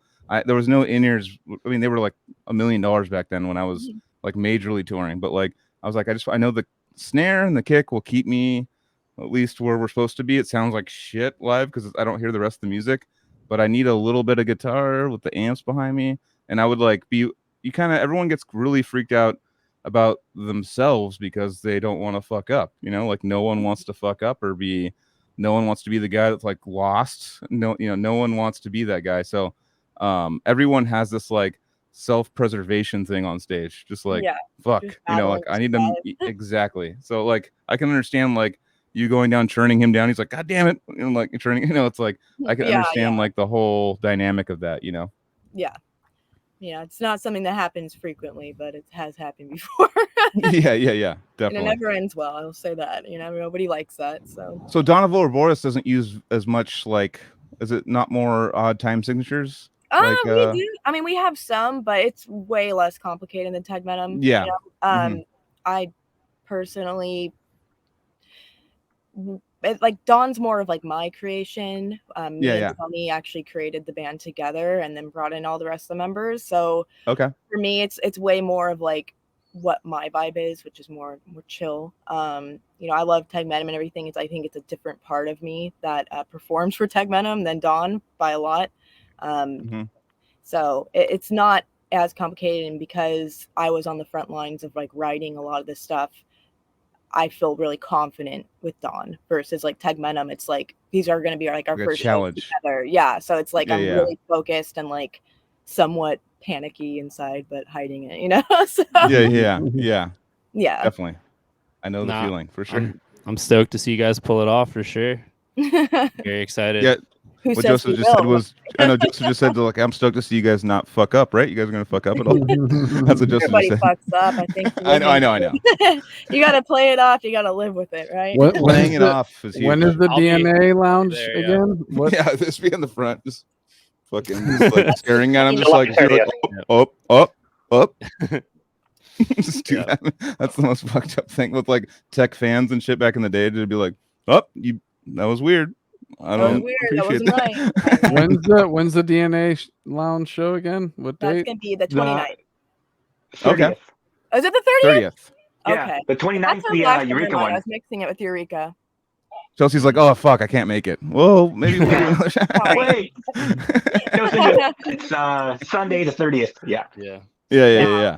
Forgot we're driving. So yeah, we're kind of going crazy on that. Yeah, that drive. We're gonna do a ridiculous drive from Long Beach to Eureka, which is like 11 hours. Jesus. So that means we're gonna die. Oh. And we have to go from San Francisco to Portland, which is another 11 hours. So we're gonna die. I've done. again. Yeah.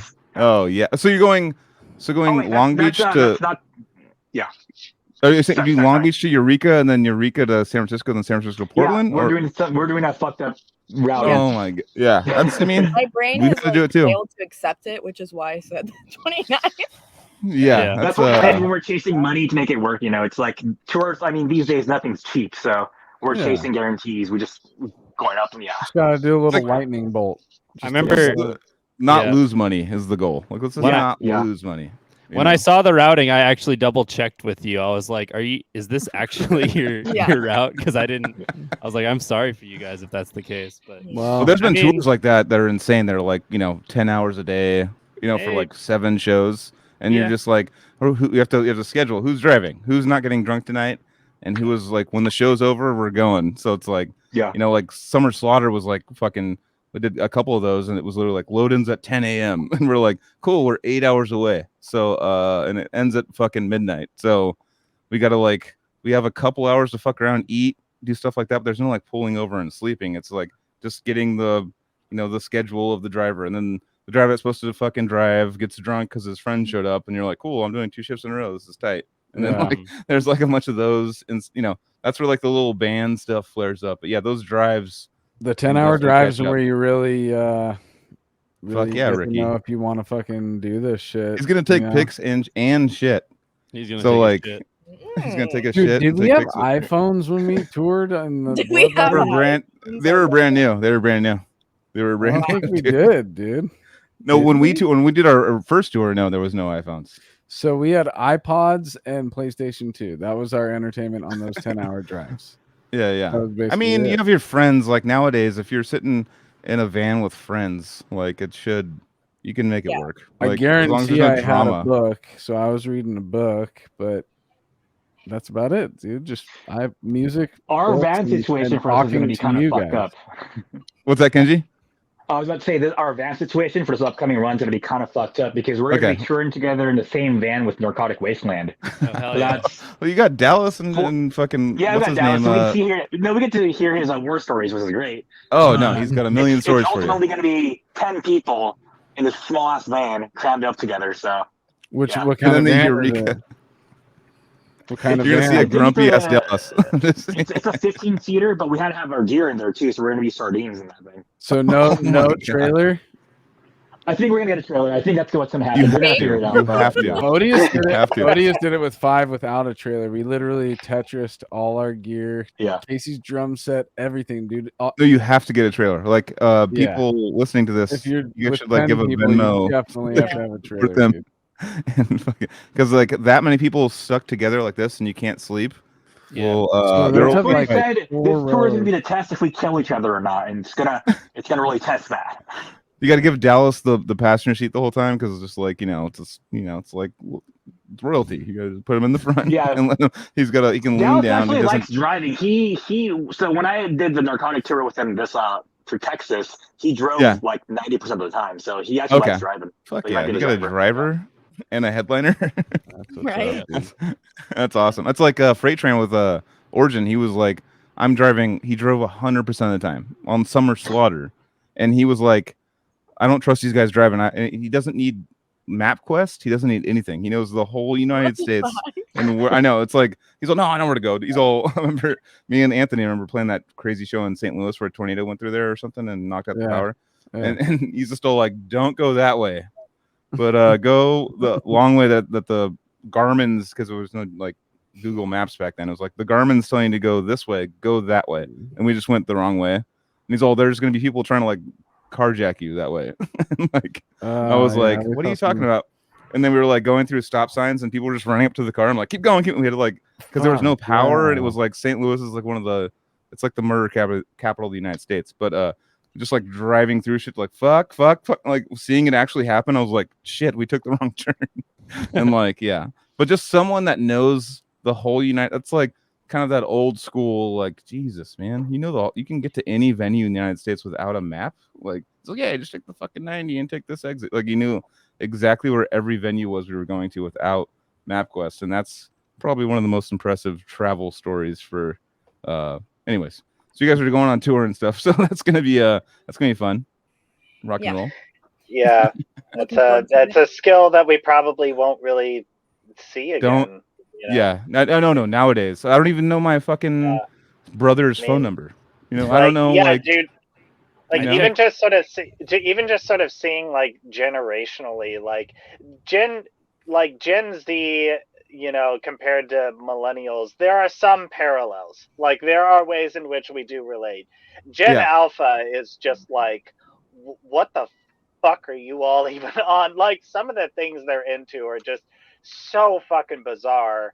Yeah. And I like bizarre things, but there are just some things that have me like really like scratching my head. Like there's so much technological, there's technological hand holding through a lot of it where we used to have to just like get a map and just be like, shit, I didn't pay attention to school enough. Okay, we're on this highway, I think, and then this is the exit. You know, there was like, if you missed the exit on, we had to print out, remember back in the day, Anthony, we had to print out piles of MapQuests to like go around and like, all right, next page, next page, just like figure out where we were going.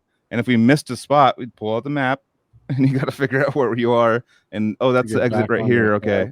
Yeah, it was, I mean, it's like we're turning into the old man walking in the snow barefoot people.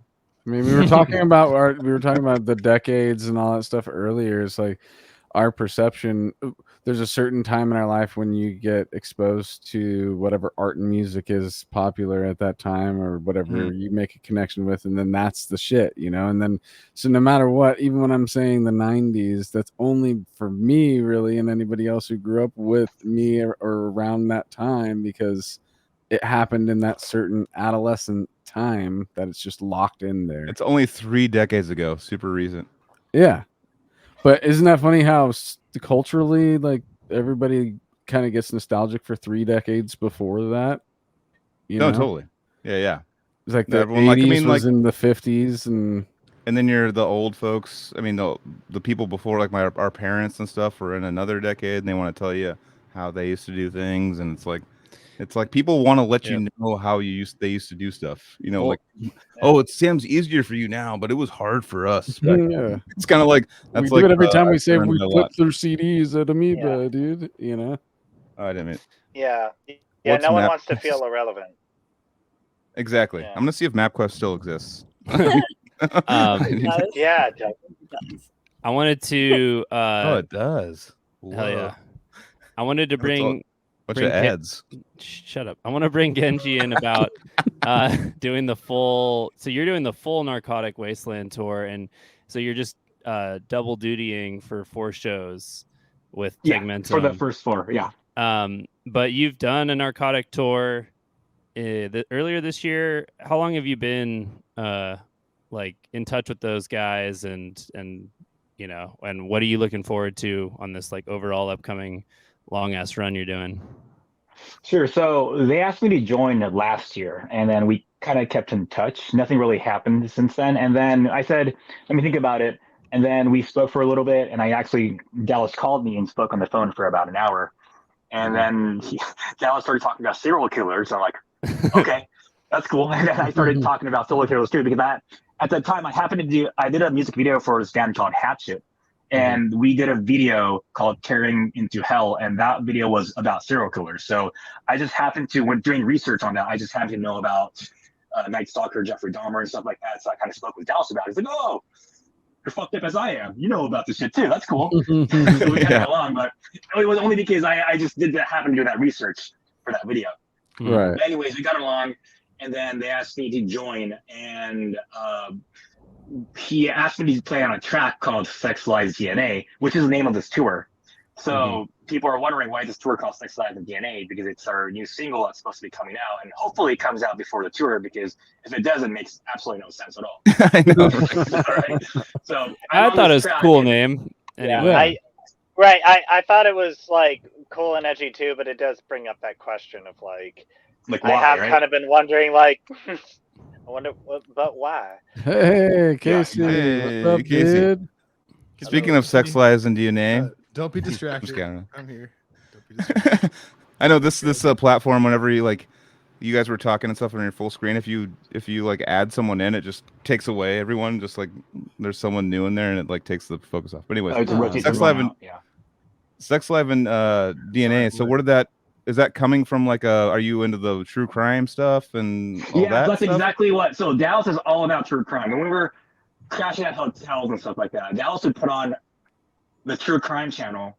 I know, I do that all the time. He would just, but within like 3 minutes, he falls asleep because he's been doing this shit for 25 years. So it puts me to sleep too. Right? I literally have to go to bed to it.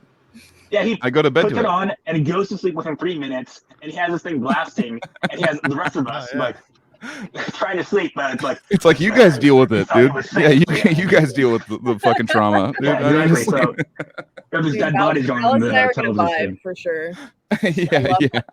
What if that's his way he absorbs his information, dude? Yeah. He just lets it play while he's sleeping. No, I pay money to go to sleep to true crime. Sword and Scale and stuff. Like I pay money to I just need like a cool story, and I'm like, I can't have heard it before. If it's like an old episode, I'm like, I'm gonna stay up. I need to know like something new, and I usually fall asleep 10 minutes into it, and it's just like what Kenji's saying. It's like all the rest of the people like laying around. It's like, hey, dude, so murder, everyone got killed, and you guys are like going like, fuck, dude, we're trying to sleep now. Like, the thing for me, the new thing would make me want to stay up. Listening to something I already knew would just keep me like comfy. Like, oh yeah, this is familiar.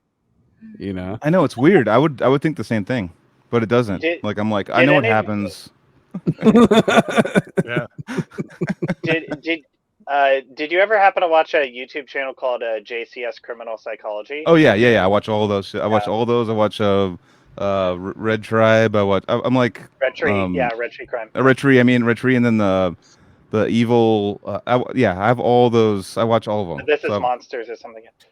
Yeah. No, I actually read the JC whatever psychology got me into this because I got into like interrogation videos recently and watching like the tactics they use and stuff to like get the truth out of them and stuff, and the read technique and all that stuff. Like I love watching them like talk people that are just dumb into like, whatever, dude, I'm gonna get away with this. And they're like, they slowly like build rapport with them, and then they just like shock them with something, and they get all fucked up, and then they like catch them in something, and then they get them. It's totally. Yeah. So ditto, same. Yeah. Like little things, like sort of like, so did they take care of you down at the station? Yes, they did. Cool. Did they feed you want lunch? a soda? You want drinks? Yes. You want drink? Yeah. And they're just like, yes, they did. Cool. What did you eat? And it's just like, that might seem like an innocent question, but what the and they break it down. Is conditioning the suspect to do is to give more detailed answers. And you're just like, dude, that's fun. I know. And they just walk right into it every time. I love it. It's like, dude, you guys are dumb. Speak to a lawyer, dude. You guys are ridiculous. I love the one where you see the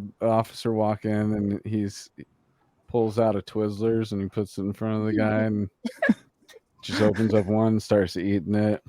So you want to eat one with me, dude? Like, dude, are you gonna eat it? And he's like, nah. And he's like, dude, it's a Twizzlers. Who's not gonna eat a Twizzlers? Just like totally good. And just like I think he pulls out like 3 or 4 and chomps all 4 of them in a row in like 3 bites each. Just like, dude, eat. What's fucked up about this?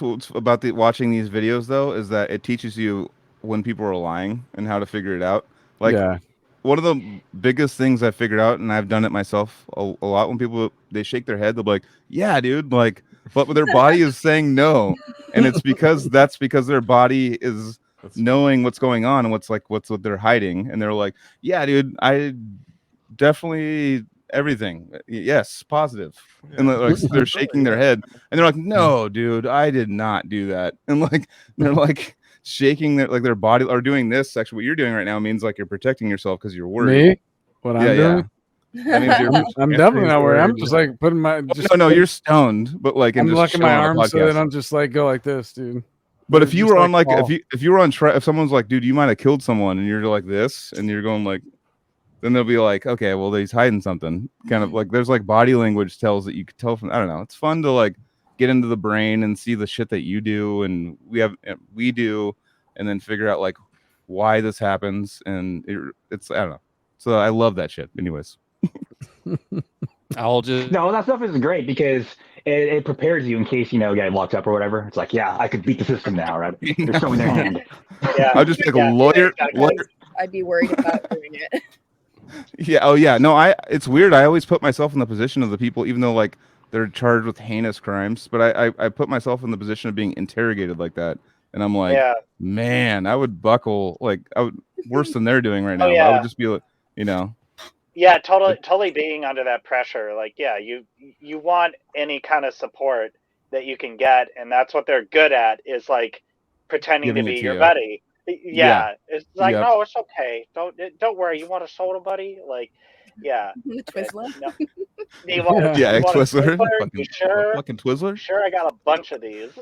He's sexy buddies like I killed him.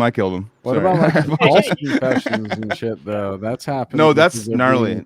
No, I've watched a bunch on those and all that kind of shit during the interrogation. That's a different technique. That's like a bully technique of making them like they're pissed off, like investigators going like, "You fucking did it." Well, you fucking they did just it. Want their you numbers, they want their job to be easy.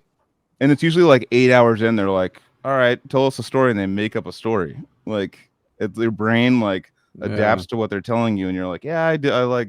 And then they like look at the evidence. They're like, "Well, that doesn't match at all. What's happening?" Like this guy just straight up and they're like, what the people are just like, whatever, dude. It looks sicker if you go to prison for life, and I caught you, so let's just do that. And then later, like evidence will come out. It's like, oh shit, I was like kind of hypnotized, So like, it's crazy. Human brains. Obviously, we like more twisted, weird, trippy styles of music and stuff like that.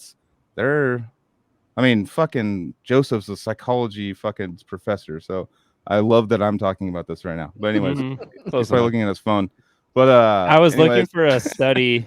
I shared it with my band because Gad from Last of Lucy is also a true crime sleeper. Oh yeah. And I found a fucking like psychology study that said people who listen to true crime podcasts to sleep have like lower sociability or something. I don't know. Just I wanted to like fuck with him. Anyway, he's we were like driving through Wisconsin. He was just like, a lot of places out here to hide a body. And we were just like, dude, you listen to too much true crime podcasts. We think about truckers and shit, like little lot lizards and shit out there. Like, oh yeah, man, it's like they don't have. I don't know. You could probably do something like that. Like if I was like a serial killer, I'd be a trucker, right? That'd be the way to do it. I don't know, man. Now we know your plan. You guys want? Yeah, but, exactly. Joel changes profession soon. We know. All right, yeah, but I got a new truck. I want to bring it back to the question. So Narcotics doing the full tour. So besides, where else are you hitting? Is it a full U.S. tour? No, so after DNA, that's when I said that we're headed up to Portland, and that's going to be the fucked up drive for 11 hours. We're going all the way up north, and then Seattle. And after that, we're playing a festival called Loud as Hell in Canada. And this tour was kind of built around that, and we are doing that. And then we're going, I don't really have my geography right, but going east towards Drumheller, Alberta. Is that the same place? I don't know. Somewhere in Canada, we're going east. And we're headed Indiana, Minnesota is that direction. And then we're kind of looping around. So we're doing like a reverse L. We're not really doing a full US. Because you just did Texas, like. Yeah, we just did Texas. Yeah, so you we don't have to in the middle. US. Gotcha. Well, we're not. Yeah, we haven't. I think they did the East Coast last year prior to me joining, and they said that they don't want to do the same thing again this year. So they're kind of doing ratcheting out. That's the reason why they're doing Canada, because they're doing like 10 days in Canada. So it's like we're Pacific Northwest in Canada and just kind of taking the L all the way around. And that's So what's it like where- playing? What's it like playing with Dallas on stage next to you? Oh, it's awesome. It's like, I have this absolute confidence that this person's gonna nail it every single time. And I think, if you've been in multiple bands, you wouldn't, that's a very comforting feeling to have where you just front man, he's gonna bring it every time. So you don't have to worry about that stuff, because sometimes, you kind of worry about your bandmates, like, it's gonna be all right, when Ontogeny, when we just could not get a vocalist at all, Nate, our guitar player, just started doing vocals. For the first like 2 shows, I was like, wait, is it gonna be fine? I was kind of worried. He did it, he nailed it. It's okay now, and I have confidence in him now, but I was just kind of like weird about it for a moment. But when Dallas is on stage, he just controls the crowd, he controls the room. And having someone like that, it kind of helps with her performance too, because like, okay, I don't have to worry about this. I just have to worry about me and nailing it. So yeah. Fuck yeah. Yeah, we had the chance to have Dallas on like 100 or so episodes ago. Yeah. I remember seeing that. You had Nate on too. Like you had my other 2 bandmates on. Yeah, love Nate. Nate's actually been on. Anthony and I 3 just times. had dinner with him a couple weeks ago. Yep. Yeah, I know you tried to get us to go on that Atheist Cynic show, I think, but we just couldn't do it for some reason. Yeah. Oh, that's sick. Yeah. Yeah, Awesome, that I wish that dinner was at least an hour longer. We were having a good time. Yeah, that was tight. Yeah. But so I'm gonna stay on this Kenji kick for a sec. Oh, yeah. So I know you mentioned you do music videos, so I wanted to give you a spot for your videography work, and definitely something I've wanted. I've kept you in my pocket as like, okay, if I ever need a guy to do a video, I would hit you up. Hasn't happened yet because I haven't needed a video yet, but still on my mind. But yeah, you should talk about what you've done so far, and if you're available for work like that ever again. Yeah, thanks, man. Yeah. So my last name is is Tsunami, Kenji Tsunami, and I use Tsunami Films as my moniker. And I started doing it about, it's gonna be 8 years ago now. I just wanted to be an affordable solution to my friend's band. And my friend is in a band called Fog of War, the thrash band from Benicia, which is in the Bay Area. And they wanted someone to do their music video, but I heard these quotes that they were getting, and it's like $1,000 or something like that. And I was like, $1,000? Like, who can afford that? We're in a band, we're musicians, we're broke, we can barely afford rent, So I wanted to fill in that void of being an affordable solution. So I have no experience. I just bought myself a cheap camera off of Craigslist, the Canon Rebel T5, and I took that and I just kind of watched YouTube videos and taught myself how to do it. And I said, dude, I'll do it for $50. So I filmed their first video for $50. Jesus. And that was my first video. We should have gone to you. Through word of mouth, the next video I did was for Yvette Young, and that's how I met her, through that. And I did her video, and I charged her $75. So I've been gradually increasing it. Yeah. Now I charge like $200, $300, but yeah, I still under the philosophy where I don't believe in charging like $1,000, because I know that everyone's struggling. And I just, to me, I just wanted to be the affordable solution. I'm not trying to be better than anyone else. I'm not trying to be like the next, the next metal videographer or whatever. I just want to be the guy that the broke musician can go to and make something that's actually better in quality, So that's kind of the void I was trying to fill. That's awesome, man. I would just on a set with 8 crew, including 2 actors among them. Besides the band actors, and we had makeup, we had special effects expert, we had a gaffer guy, director plus camera, and it was my second shoot, because we just did the first shoot the day before that, which was just a green screen video, and then this one to have like 8 crew. It was like, okay, I get why we did spend $1,000+, and at least we got that whole treatment. It wasn't just like 2 people there for that much money. Well, $1,000+ for that many crew members, that's pretty good though. Like exactly. That's a pretty good deal. Yeah, we were stoked, man. And they took our music as a canvas and they just fucking went ape wild, and they just had their own fucking ideas. And I just got the kind of like first draft of the video, and it's fucking so crazy to see. Like we have like so much shit, dude. I'm very stoked to release it. And I've never Yeah, dude. This is my first music video or first pair of videos, so I'm very happy about it. Oh yeah. But I would definitely like hit you up if I was not in a band where they had previously worked with these directors and the production company. So I was like, all right, well, you know, I would say that if people have that opportunity, they should definitely go with that more professional solution. I'm definitely more for like the intermediate amateur. Like I'm just a guy with a camera, you know. So if you can afford it, if you want to go for something like pro grade, you should definitely go for it. But if you can't, if money's an issue, time limit's an issue, I can do something for you. So that's kind of the board I'm kind of trying to stay in, not necessarily trying to be like there are a lot of bands where the music video is not their priority, and then there's some bands where they use that as an outlet for a lot of creative energy. And so I can see a lot of bands just being like, well, it's just part of the usual release cycle where you have to film something. Let's do it.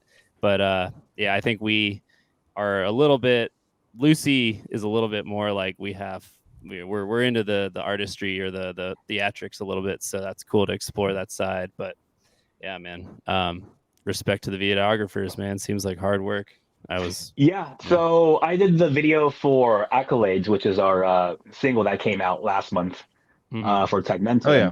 And then that one was a shitload of work, and I spent several months on that thing. Damn.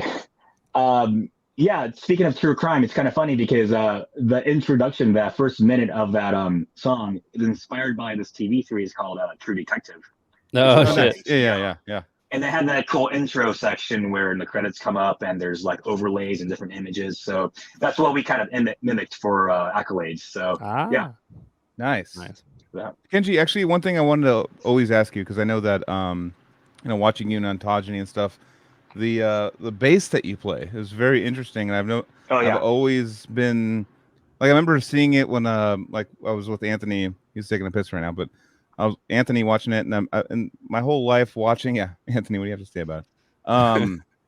But seeing that bass, like, it almost looks like a Chapman sticky war guitar style bass. Am I right? So you nailed it. It's a Chapman stick. So the bass I play is called NS stick. It's a Neil Steinberger Chapman stick. Okay. So Steinberger, in case people the original is it the original Steinberger from like Cynic days back in the day? Yeah, oh exactly. My God. Yeah, the Steinberger, cool. The headless guitar. So Steinberger is a headless guitar. And it's nothing to do with Steinberg. It's a Steinberger. And that guy, Ned Steinberger, and Emmett Chapman decided to collaborate on an instrument. And what I have the NS stick is the look at this thing. Is this thing is the creation of this thing. Yeah, so 8 strings. What's it tuned to? What's the tuning? It's fucked up tuning. I forgot what it was. It's an A flat something. There's just too many strings. Okay. So E flat, E flat, and just kind of goes up that way. Okay, got it. Nice. Yeah. So it's kind of like a drop tuning. So it drops. Yeah, there's 2 drops on this thing. Oh, 2 drops. And the reason, and the reason why I do that is because I don't really use this bottom. I don't know if you can see, but this bottom string right here, this one is just way too loose. So it's just kind of more. I use it as more of a percussive instrument. So if it's too high, it just kind of gets in the way, and it's there's too many strings on here that I have to really worry about muting the other strings. So keeping this kind of loose on a lower tuning kind of helps with that. So it just kind of wobbles and stops. And when I need it, I'm actually using it as a fret. I'll never play this as an open because it's so low you can't hear it anyways. So is it 8 strings? It's 8 strings. Yeah. Damn, crazy. No, you're ahead of your time with that shit, man. I mean, I see like bass players trying to kind of experiment with stuff like that, and I know that watching you back in like a long time ago with Ontogeny and seeing videos, I was like Nate would text me like, we have a new video out, and I'd watch the video and I'm like, what the fuck is the bass player playing? I have no idea what the fuck that is. And it's another thing I wanted to get into is, like you said, Steinberger, right? That was the original. How lucky was I can't even fucking think of the name. I have one right here. Steinberg. What's the new headless guitar? This one? Strandberg. Steinberger and Strandberg. And Strandberg's is still like, oh, we'll do one too, dude, with the headless, and then you kind of like get confused on like what was the I thought it was the same thing that Cynic was using back in the day. I was like, oh, it's the same. It's like, no, it's a Swedish version of the guitar. But did you have that custom built, that thing? Because I've never seen one of those. No, so the story behind how I came across this thing is at the time I was looking for an extended range bass. So I was looking for a 5-string bass. I go on Craigslist, and the cheapest 5-string bass was like $2,000 or something like that. And I was like, I don't have that money. So I keep looking. And then I just type in extended range bass. I drop the 5. And then this thing comes up. And I'm like, what the fuck is that thing? I gotta go see it. So I go see it. And this guy shows me this guy here. I'm like, what the fuck is that? That looks like a broom. What the hell is this? I was like, that looks so stupid. I want it. So yeah. That's awesome. I mean, for me, the 7-string was the what's his name? God damn it, Jeff. Brain Drill 600. Jeff Hugel. Yeah. Like I remember seeing him back in the day, like playing for what was the band, Anthony, back in the day? He was playing a 7-string bass. I mean, before his main Mutilated or Mummification. Mummification, and then like seeing him in Brain Drill and stuff, and he was doing a bunch of tapping stuff, and I'm like, oh shit, a 7-string bass. That is some next level shit. You know, I've seen, Tony Levin play with the Chapman stick on, King Crimson and stuff like that. Yeah, King Crimson. But all the like the opportunities that are there with that. So you could play it like a normal bass, and then you could do tapping, and you can do all the cool things on that. What's the highest string on that? That's almost like like the highest 2 strings are almost like guitar strings, right? Yeah. So if you look here, there's 4 pickups. So I can technically send this thing out to 4 different outputs. Give me a second. Okay. Sorry, my phone was bugging up. Yeah, so it's 2 different inputs. So I can technically send the top 4 strings to a guitar amp and the bottom 4 to a bass amp if I want to do something crazy like that. So there is that option. But I am in the guitar register on the top. That's very cool, man. What I do, what other people don't do, is I use these capos. So if this puts me in any tuning I want. So Narcotic Wasteland plays in 2 different tunings. So they have their guitar change. Tegmentum is its own tuning. So while everyone's kind of like hustling around, change tuning, all I got to do is. You're like, all right. Yes, I'm done. Yeah, exactly. So that's makes awesome, my life man. easier. That's really cool. Have you seen the ZZ Top guitar bassist play the like 17? The one that flips around. Yeah. No. Well, it's got like 30 strings on it. The ZZ Top. At that point, why don't you just play a harp? Yeah. Yeah. For fucking Lagrange, it's all he's all It's like there's no reason to have. I mean, for like a crazy like King Crimson band, I could see it, but man, that's a trip. It's awesome. Respect. Yeah, does he utilize it when he plays it? Or no. Is it just He looks sick as fuck, dude. It's way sick. What do you think the future? So we're at 9 strings now. Like we're seeing 9-string guitars and stuff like that. Like, what do you think the future brings for a guitar? Like, what do you see like the progression being from 8 strings was 7 strings when I was growing up. People were like, "What the fuck?" We're gonna go to laptops. No one's gonna play instruments anymore. Everyone's just playing Guitar Pro. That's it.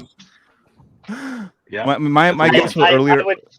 I would say that he's exaggerating, but I don't think he is. Yeah, I wouldn't be surprised. I mean, it started with the drums. Yeah. Superior Drummer did a half decent job.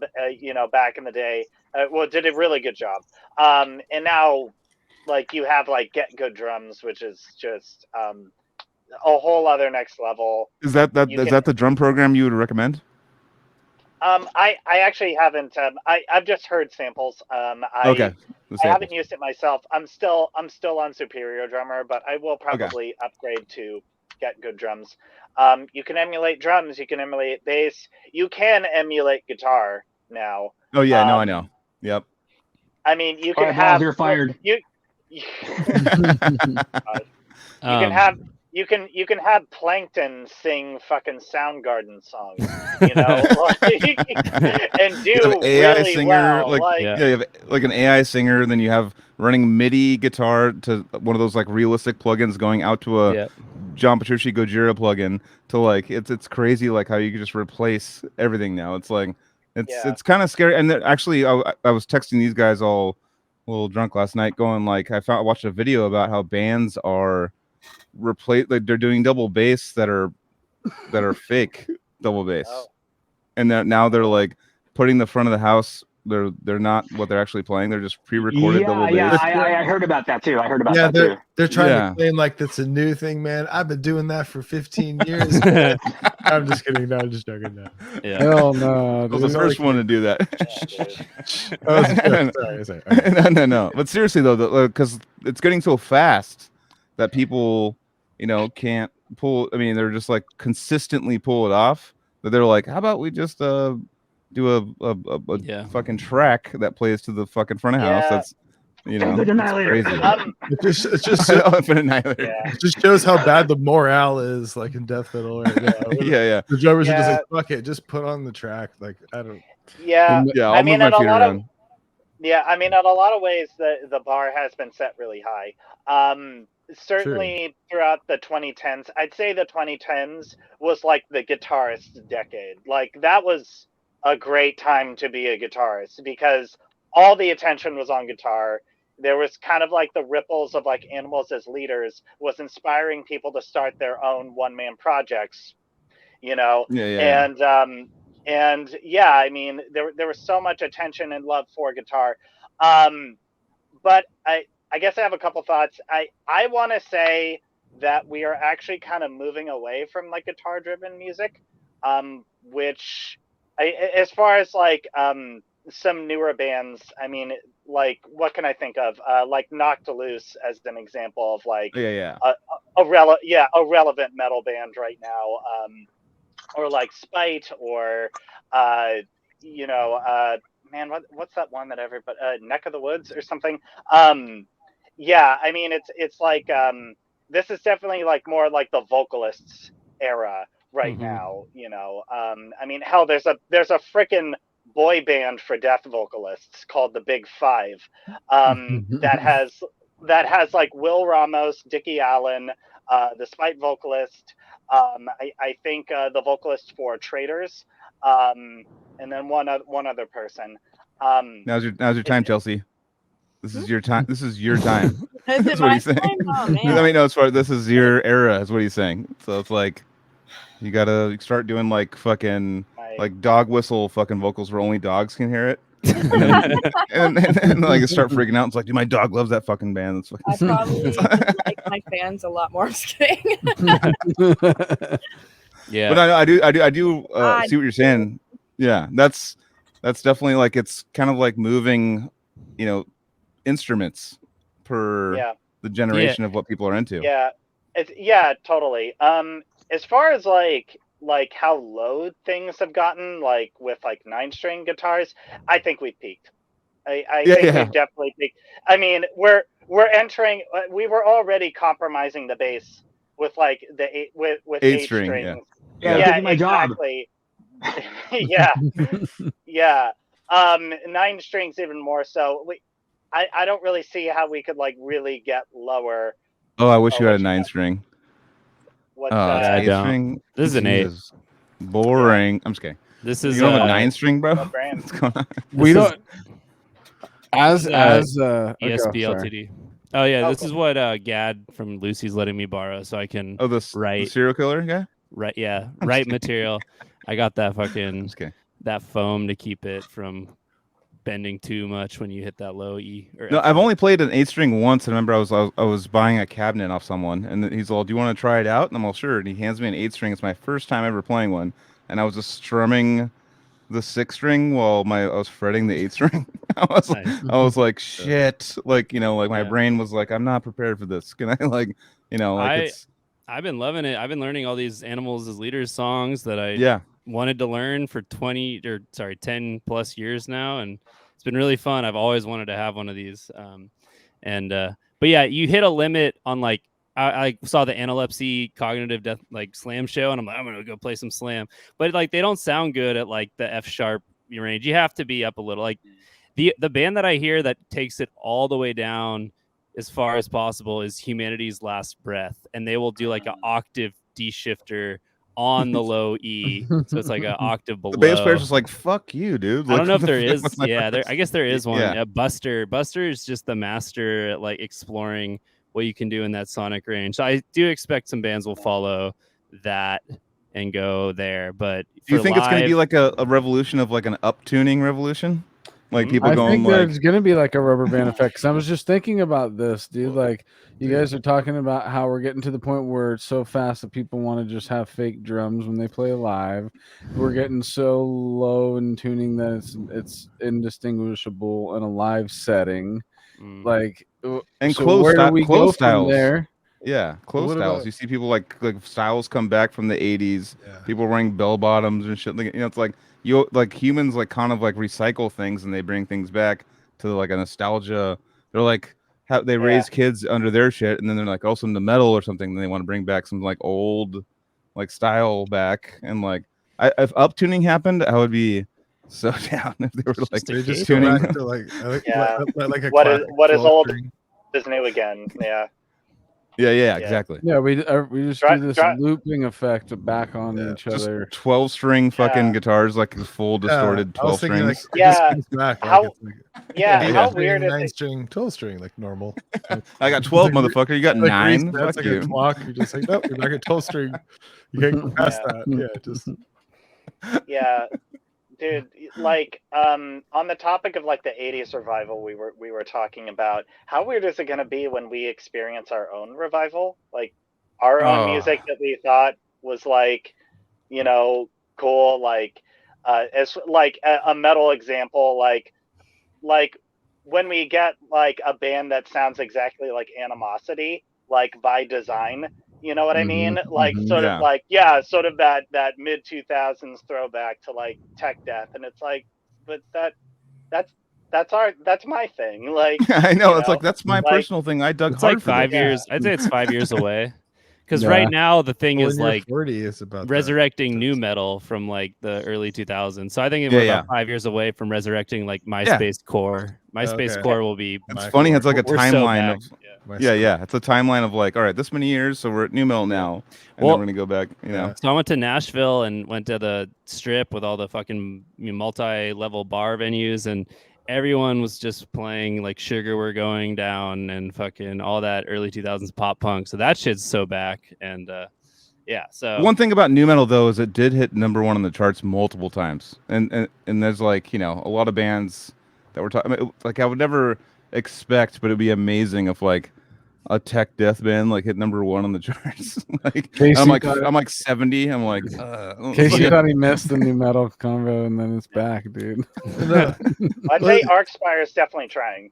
Oh yeah, I mean, yeah, they're getting up there. I mean, fuck, seeing them 4 or 5 years ago in a tiny little room, and then they came back and they literally played the biggest show in Santa Cruz death metal history. I want to say it was probably 800 people for Santa Cruz, you know, which doesn't give a shit about metal in general. I mean, people travel to come here because they want, let's go. You want to go to the beach and watch a band? That's like, it's not the town itself doesn't care, but they like went from the small room, sold out immediately, and they're like, oh, let's go to the big room. That sold out, and I was like, what the fuck is going on here? They're onto something, you know, for the tech style, because you wouldn't expect that to like sell out. Program their kick tracks. No, I'm just kidding. They program their fucking low G string, dude. Oh, that's the band that's been doing it this whole time. Damn it. They're legit. No, they are legit. I've heard they're great live. He borrowed Naveen's he borrowed Naveen's drum module on that tour when his kick module failed. Nice. So definitely that was the Dodge. That was the Dodge, and then the sound guy was just all right. We'll replace the kicks. Yeah, exactly. I'm just kidding. But hey, cool. I want to just shout out you guys for bringing an insane, extremely progressive, extremely technical death metal set to the stage. Like, congrats, Michael. It's been, I don't know how many years for the project, but yeah, it must be exciting to finally be debuting with the new lineup and everything. Thank you. Yeah. Thank you. Yeah. I think it's, I had this feeling yesterday that I think my anxiety is finally turning into excitement now.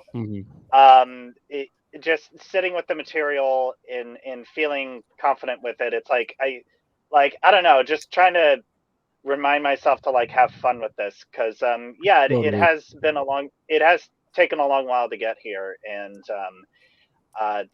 you know, I think that this is just a good opportunity to sort of show everybody what we got, and it's I guess it's only up from here. I suppose. Yeah.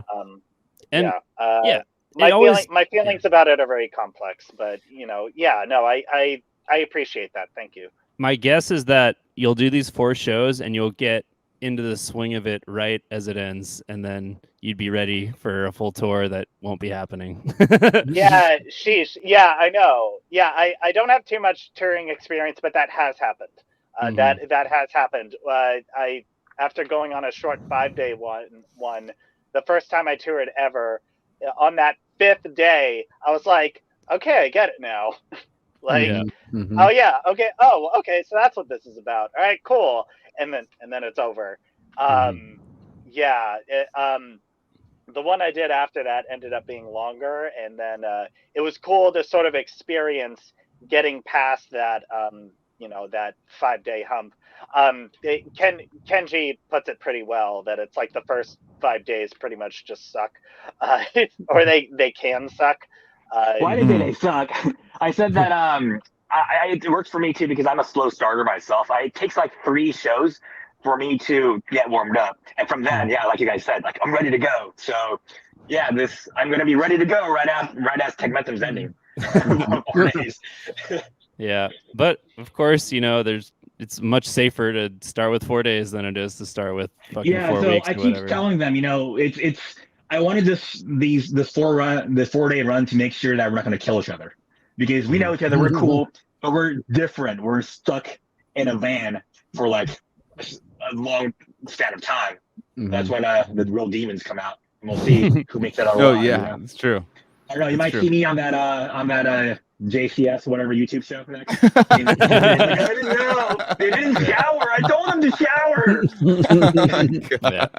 Now we'll take good care of you in Long Beach for sure. I think you guys are playing just before us, so we'll be happy to follow you up. And I mean, I'm nervous as fuck playing after Andrew. I'll be honest. Like, I don't want to follow him. That's like bad. Yeah, everyone's gonna fucking hate you. No, I'm just kidding. Like, you're gonna kill it. It's gonna be fine. Those are the positions that make you kill it, dude. I'm extremely excited, and actually, I'm pretty pumped. I haven't played since our tour ended last month on the 16th, so it's been like over a month now, and I'm like aching to get back. And I'm very excited to play with Andrew back to back, and I'm just so happy he's playing drums and me too. Still killing it, and good dude. And he sounds great, as you all do on the record. So you gave me that advanced stream, so I checked it out. So yeah, it's going to appeal to a lot of prog heads. Definitely, like we share a lot of similar circles and influences. The projects I'm in with you guys. So I'm hoping that we can do some more shows in the future. And it was an honor to get to give you guys a little platform, because you all are gonna be making some fucking ripples in the cosmic prog sphere. So give me a little bit on how you pick cosmic for your descriptor, verb, or adjective, I guess. So yeah, totally. The focus on the cosmic component is kind of more like I love horror a lot, and there's a cosmic horror component to the way that I think about writing the music. So it starts from a very personal place of trying to communicate what I'm experiencing internally. I do have my struggles with depression, anxiety, and so there have been many points in my life where my mental health has kind of been a bit of an unknown, where it's hard to anticipate changes. Like Kenji and I did this thing where we got together and we talked about the record, and we filmed ourselves doing it, and I go into what it's like, to like be in the middle of and then be on the recovery side of a depressive episode. That there is no trophy you get from recovering from a depressive episode. There is no pat on the back that you get for doing it. You really only have this brief relief, which is replaced by the fear of that depression returning again. Mm-hmm. And I try to represent that struggle with depression in the context of cosmic horror. That struggling with this unknowable force that I struggle to anticipate. That is the theme of the project up to this point. That is the theme of our record, Evolvement. Passage I wrote from a similar perspective, finding myself in the throes of a very deep, dark place, getting out of that and recovering. The end of that album, for me, being this I don't know, this like acknowledgement of like embracing my shadow, acknowledging that it's there and it's real, and choosing wellness, knowing that at some point, at points in my life, this shadow will emerge every now and again. Evolvement is basically about when that lesson is forgotten. Evolvement is the name of the new album. Yeah. Yes, yeah. It's the name of the new album. It just represents this time in my life. I had a lot of momentum. I had a lot of things to be happy about, and a lot of like triumphs. I got my degree. I moved out into my own place. I got full-time work that allowed me to do so, and it felt like I had a lot of momentum, and it led me to believe that all of my hardships, all of the BS that I experienced, in my youth, struggling, I mean, my 20s were pretty abysmal, if I'm being honest. I believe that all of that was behind me, and so it led me to ignore signs of another mounting episode that was in the works, and I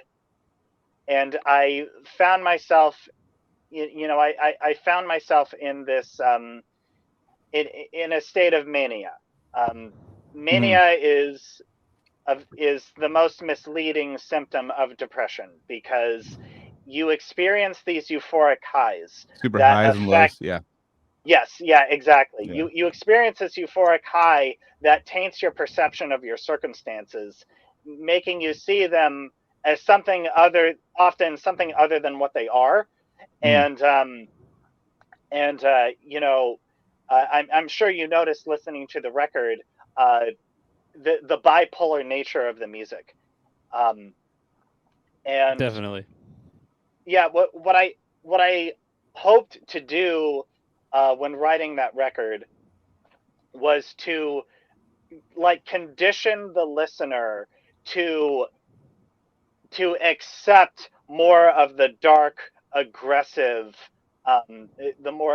aggressive sounds that pretty much dominate the end of the record. I mean, the end of the record is like almost like a tech death dissonance warship kind of sound, and that's how it felt for me at that point in my life. That a lot of a lot of the warning signs that I was, that I now see as warning signs of, my mental health, taking a dive. I didn't see it that way. And I thought that perhaps it was like, a lot of this, it's hard to describe. But moments where I felt, resentful of my circumstances, when, like I said, the momentum I felt like I had, when those rose-colored shades started to come off and I started to see my circumstances, when I started to see that I wasn't really where I wanted to be, I actually wasn't really close to where I wanted to be.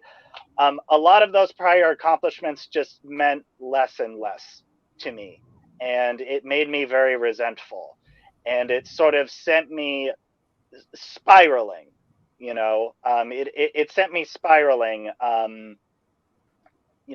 Feeling like I couldn't really trust my instincts, feeling like I couldn't really trust myself, uh, and I didn't see this as being like the warning signs of a depressive episode until it was too late, and I try to communicate that with the music.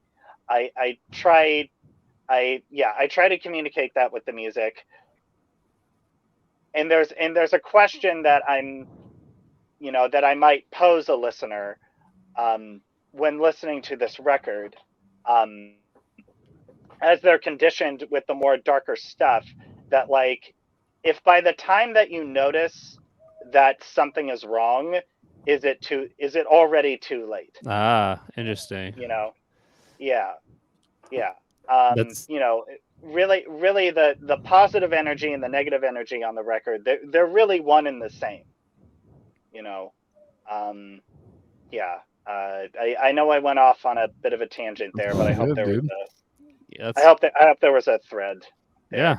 No, I mean, I'll just follow that with there is a very obvious, like, I was prompted by Kenji giving me the one sentence descriptor of how the album takes its shape like that, and then I was like, oh, he's not fucking kidding. Like, it really starts like happy and gets sad, or to use two simple words, and I now will have to listen to that with that question.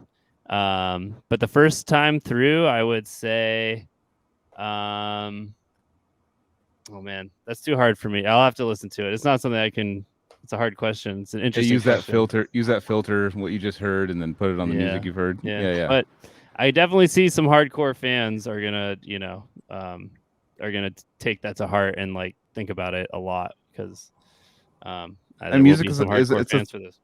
It's a therapy, like I've talked a million times, and I've even I even go to therapy, and I've talked to therapists about it. They're like, oh, they know studies about metal and like how it helps. Like, it's like, oh, that's great. Metal's great. they're like psyched on it. They're like, fuck yeah, that's a really good form of expression. That's really cool. And I was like, what? Why isn't this like normally told to be? I mean, because like, oh no, but also too, really, basic pop music's great too. So just listen to that. I'm like, first of all, there's an outlet for people to like get into and then like release. And it's like, that's amazing, to me. Absolutely. It's a great way to like explore like negative emotions in a very safe way. Yeah, like that's always. And you feel like great after you go to a show. You see a show or listen to a great aggressive album and stuff, and you're kind of like, you're smiling, like you get the sense of community. Everybody else. You can tell they're doing the same thing. Yeah. Your feelings are justified. You all, let off some steam, literally. Yeah, I mean, it's all music. It's like rock is like the same way, but it's just death metal or crazy metal, like whatever. It's just like a more intense version. Like it's it's all the same. Like it shouldn't be such a like. It's just so funny. It's like it's not genre based. Like you know, like it's funny, like how like crazy movies or like even horror movies are kind of like more accepted than like how like crazy like extreme music or death metal is compared to, like in the music industry, you know. Yeah, it just seems like definitely. a little bit, you know, like it's like they're still in the theaters, the horror movies, or maybe not, but depends. But like often they're playing alongside all the blockbusters and everything, and like death metal is like not portrayed necessarily the same. Like I mean, just because I guess like it's the vocals. Kind of always been, yeah, yeah, totally. It's the vocals. That's all it is. To it, dude. It's down to the vocals. I know. People always like our whole life. Yeah. People have been like, the music's really good, but I don't understand the vocal. It's like, all right, dude. Well, you're coming from, but also it comes from people from backgrounds that only listen to lyrics and they care about lyrics more than music. They're not like listening to music. They're listening. I mean, it's the whole band. They're listening to music, but they're not listening to like the rhythms and things that they don't care about that. They want to know, like, they want vocals and lyrics to make them feel a certain way. And but so they're Chelsea like, and I have accepted that, and we say fuck that. We were gonna still fucking do what we do because that's what we do. Exactly. Like, for example, I also do a lot of like jazz, and it's not that I can't clean sing. I do quite a bit of it, like a lot of R&B stuff, session work. But I love metal, so that's why I do it. That's awesome. Yeah. It's definitely we do it for the metal heads, not the people who don't listen to metal. It's like exactly. Well, there's people that like I've run into people that like they're into metal. They're like, I'm into metal. I like these couple of metal bands. I like, you know, your Death Punch. No, I know. My fiance is the same way. I don't want to talk shit because she's the same way. But she's a singer though. She's a singer though. She's an actual like a soul singer. She's like got like insane vocals. But like before her soccer game, she listens to like pop metal. That's like to get her in the mood. It's very like. She didn't take the rabbit hole we took down in metal and stuff. So I watch her and I listen to it with her and I'm like, fuck yeah, I get it, like whatever's getting you there. But like she is focused on the vocals and what like the anger of the vocals. She's like, all right, they're a little bit more angry now. It's like, but the music is like with more aggressive music is kind of like everyone's kind of equal a little bit in more aggressive music. It's not just it's not Mariah Carey just going like it's like everyone together like creating this aggressive sound, and it's not focused on like what are the lyrics saying that could relate to me. It's not it's like a full instrument. But there is a layer of that if you want to go under Oh, there is for sure. If you want to go into it, definitely. And like what Chelsea was just saying, she was just saying it's an instrument. It's like like in metal vocal, like that's just guitar, bass. You're playing the vocal chords. All right, you're playing. It's kind of like it's an instrument. It's just like I've always considered vocals and metal to be a percussive instrument. Yeah, definitely. It's like another drum, but yeah, it's a trip, man. It's just a completely different way of looking at music, and people that have been programmed to listen to the top things that are coming out, they're just it's like The Voice or like like those competitions of the singers. So it's like. Yeah. In death metal vocals, it's like the timbre of the voice, like the sound and like the expressions of like the growls or like the things that you think of as opposed to like the actual tone or melody, like in terms of the harmony, So like, for example, Pierce From Within or something like Suffocation, I'm thinking of like Frank's like how he's saying the words like and how he's enunciating it in the sound of the voice, the timbre, as opposed to like is it an F sharp or an E or whatever, yeah in terms of like it's not necessarily like so much a note because it's like a percussive instrument, like same thing with the drums, like drums. You're not going to be like, oh, that tom is tuned like an F sharp, like an F. It doesn't sound your tom's too flat. Your tom's flat, dude. Yeah, exactly. So it's not like as melodic it can be melodic, but like that's an example of something that I don't think of as melodic, like those kind of death metal vocals as an example. Yeah, that's a good point out, Kenji. I never thought of vocals as like a percussive instrument, but that actually makes the most sense, actually, now that I think about it. Like for death metal, it's very percussive. Yeah, no, because my favorite band's Cryptopsy, None So Vile. I love that album. And that is like Lord Worm doesn't really sing in time, so that I don't know, even though I say it's percussive, it's not really adding to the drums, it's just making everything more fucked up, like when you want to say percussive vocals, the first thing I think about is Meshuggah, because he does that where everything is just kind of revolving around the fucked up drums and guitar, and then we have these vocal lines that's percussive on top of that too. So yeah, adds to it. That totally makes sense. Well, that's now my new way of looking at vocals now. I always thought of them as like a note or something, or like a string instrument, but no, it's more drums than it is strings. You know, I definitely I love that. I can play with a good drummer. You know, just I don't even need the guitars. I just need my drummer. Exactly. That's awesome. I mean, it's like look at the videos that Chaney and Naveen release, where it's just like drum and vocals and stuff, and it works. It totally works. Like it's like a drummer battle, but like in cohesion with each other. It's very cool. Yeah, it all falls apart without it. Oh, totally, definitely. That's why Andrew's our golden boy. Yep. kind of like 100%. I mean, the way that like Kenji feels about Dallas, I feel about Andrew. It's like I will never ever have to like worry, about like he's just like the Rock, and I think he knows it. I think he definitely knows. Yeah, a good drummer also energizes you too. Like when you have like a really good drummer behind you and you have that kick, you feel that kick in your heart, and it really energizes you too. Like certain drummers do that to me. Yeah, I'll always feel Casey's kick in my heart, dude. Yeah. On that note, kick my heart all my life, dude. I want to shout out Aaron, who's filling in for Fallujah right now and just played probably the last set of the tour, or might have like just finished 10 minutes ago. I don't know, but played on my drum kit, so I was able to loan out my kit for Aaron to play on the Fallujah tour. Playing on drum kits. Talking about that, Andrew's gonna be playing on a legendary kit for this tour, because we're gonna be playing on Dallas's kit. And is it the Annihilation kit? Yeah, it's an Annihilation kit. Yeah, it's an Annihilation kit. Yo, I was actually gonna ask if that kit could be used for my set too. I literally was going to, because like it's it's Tegmentum and then Lucy and then Gorgatron and then Narcotic, and I hear that Narcotic and Gorgatron, like Joe's sharing with their drummer, right? I think I'm not too sure how that's going. I know that Tegmentum is definitely sharing with Narcotic. So I don't know. Gorgatron might have their own thing. Okay, because in any case, I want to just play Andrews after, the Dallas kit, the Annihilation kit. I want to play it on that show. I'm gonna put my foot down on that. It's a requirement. It's like the show will not go on. And I'm gonna play Lash of the Slave Stick instead of our set. Fuck yeah. Nice. No, it's like touring with Suffocation. Like there's been times where there was size or requirements of size and stuff. It was too much stuff on the stage, and I'd be like, boy, you're using your fucking bass. It's like fucking 30 speakers. I'm just like, I'm all burned. I'm like, oh my god. All right, well, this is a little worrisome. I want to hear the rest of the band. That'd be tight.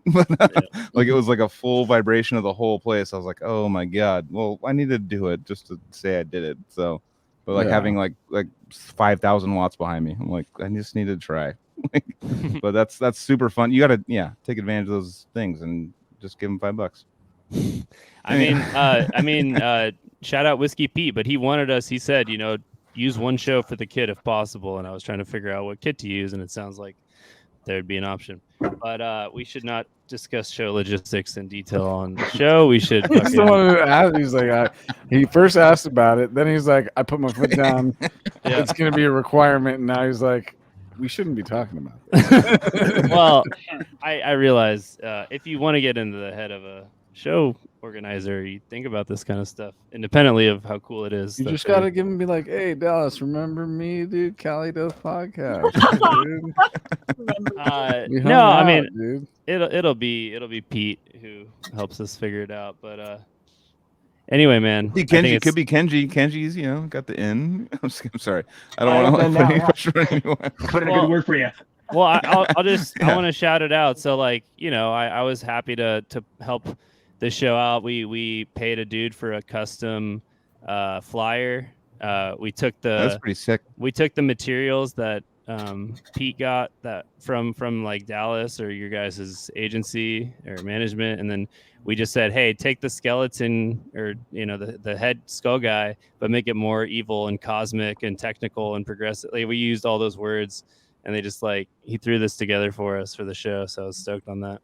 Yeah, it is a boom flyer. Mm-hmm. Galaxy eyeballs for boom. The listeners. Just the listeners. Awesome. July 28th, Supply and Demand in Long Beach, California. If you want to go see Narcotic Wasteland and Last Lucy and Tegmentum, and who were the other bands? Oh, and nominate. Yeah, and then fucking you guys couldn't figure out to nominate in your hilarious ass video, which you made. Yeah, shout out. We can read the logo. I watched all those, by the way, and they were pretty good. I liked the one where Kenji got thrown down to the ground by Michael. Oh yeah, the last one. Yeah. Which one was that? The Eureka one. Yeah. Yeah. I like that one too. It's it kind of like. Yeah, I can't imagine why. It made you guys. I like it because it's like it kind of. I was just gonna say it kind of plays like a WWE promo, like backstage. Vince McMahon is on a gurney, in a cast, and Stone Cold Steve Austin just breaks the cast, and he's just like fucking hits him with a fucking chair. I don't know. Anyway, I thought we were more inspired by that TikTok videos by that guy who just kind of walks around and smacks cigarettes off of people's hands. Oh yeah. I thought it was that one. I thought that we were trying to emulate that. Oh yeah, we were.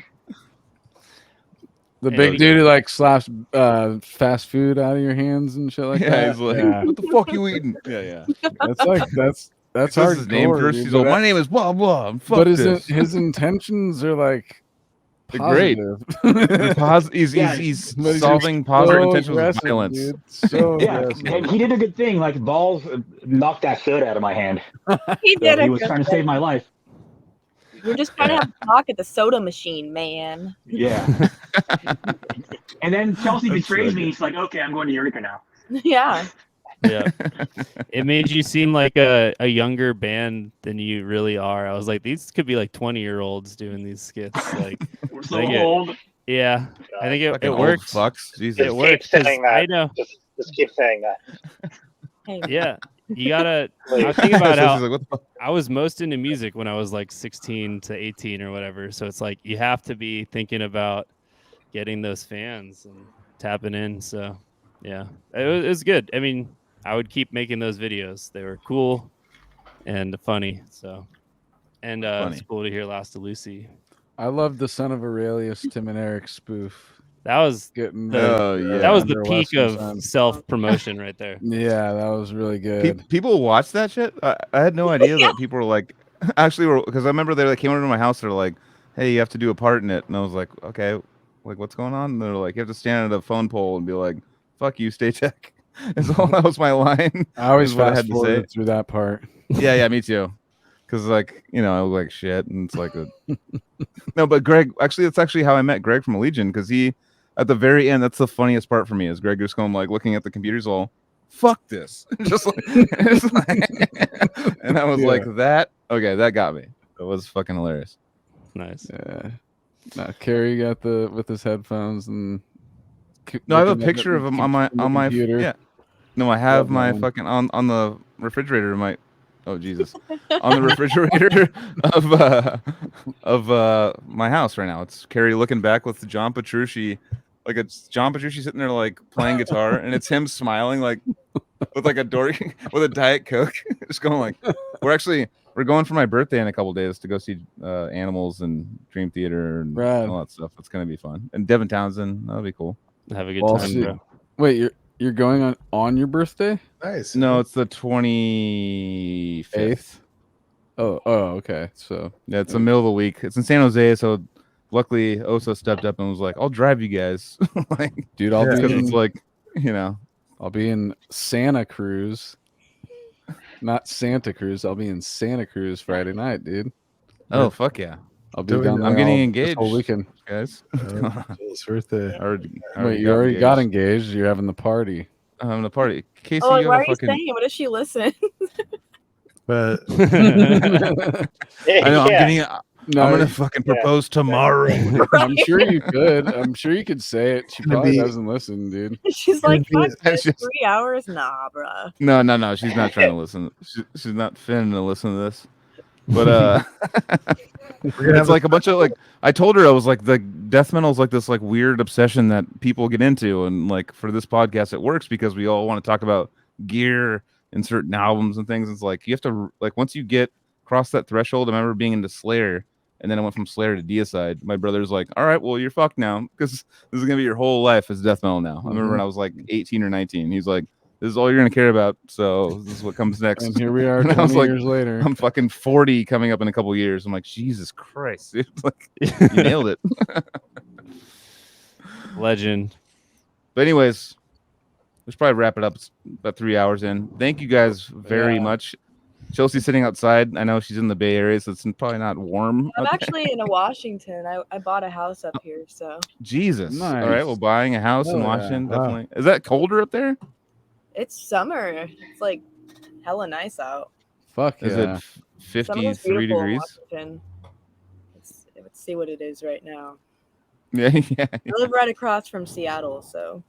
Okay. Yeah, I'm That's always good. in Not Bay be Area, in the city. Yeah. No, I love Washington and Oregon and stuff like that. Those are beautiful kind of, and Utah too. Utah is a beautiful place from like, that's one of the more beautiful states, but everyone's like, oh, Mormons, and they don't want to go. And I'm like, well, that's what everyone thinks. And it's when I drove from Arizona to Utah on the last Dawn of Ouroboros tour, I was like, holy shit, like what a come up from Arizona. I hate Arizona. It's horrible. Yeah, totally. Like flatland to like the most beautiful forest. Yeah. Like shit you've ever like hiking you've ever seen in your life. Yeah. That's awesome. Well, fuck yeah. So you guys going on tour? When are you guys leaving for tour? The 27th is the first day, but we're gonna fly out on the 26th. We're gonna all meet in Vegas. So I'm the only one in the Bay Area now. Even though we're saying hometown show for DNA Lounge, I'm the last one standing. Everyone left. All my friends left. Chelsea's in Washington. Balls is in Oregon. Actually, no, Andrew's still here. Never mind, Andrew's still here. So me and Andrew were holding the fort. Yeah. Rhythm section crew. Yeah. I was like, Kenji's like in a tiny little house. He's like, I'm staying here, dude. The walls are getting closer. My rent's like $5,000. I live in a box, but I'm not leaving. Yeah. It's like that one scene in like Star Wars where the walls are just getting closer. It's like, whatever, dude. Fucking 5,000. I'll give you 6,000. No. It's so expensive. I'm in Santa Cruz. I'm in the most expensive part of Santa Cruz. It's like, let me just go on Zillow. It's like, 1.6 for an 800 square foot. Shit. What the fuck is going? It's like insane. But yeah. So. But fuck yeah, guys. So I'm looking forward to that. My birthday. Not to make it about me. They're starting July 27th. We don't even know what we're gonna do. We're just gonna. Oh, we're playing. Our first show is July 27th in Vegas. So yeah, you should come to Vegas. Come party with us. Fuck. Dude, that would be so fun.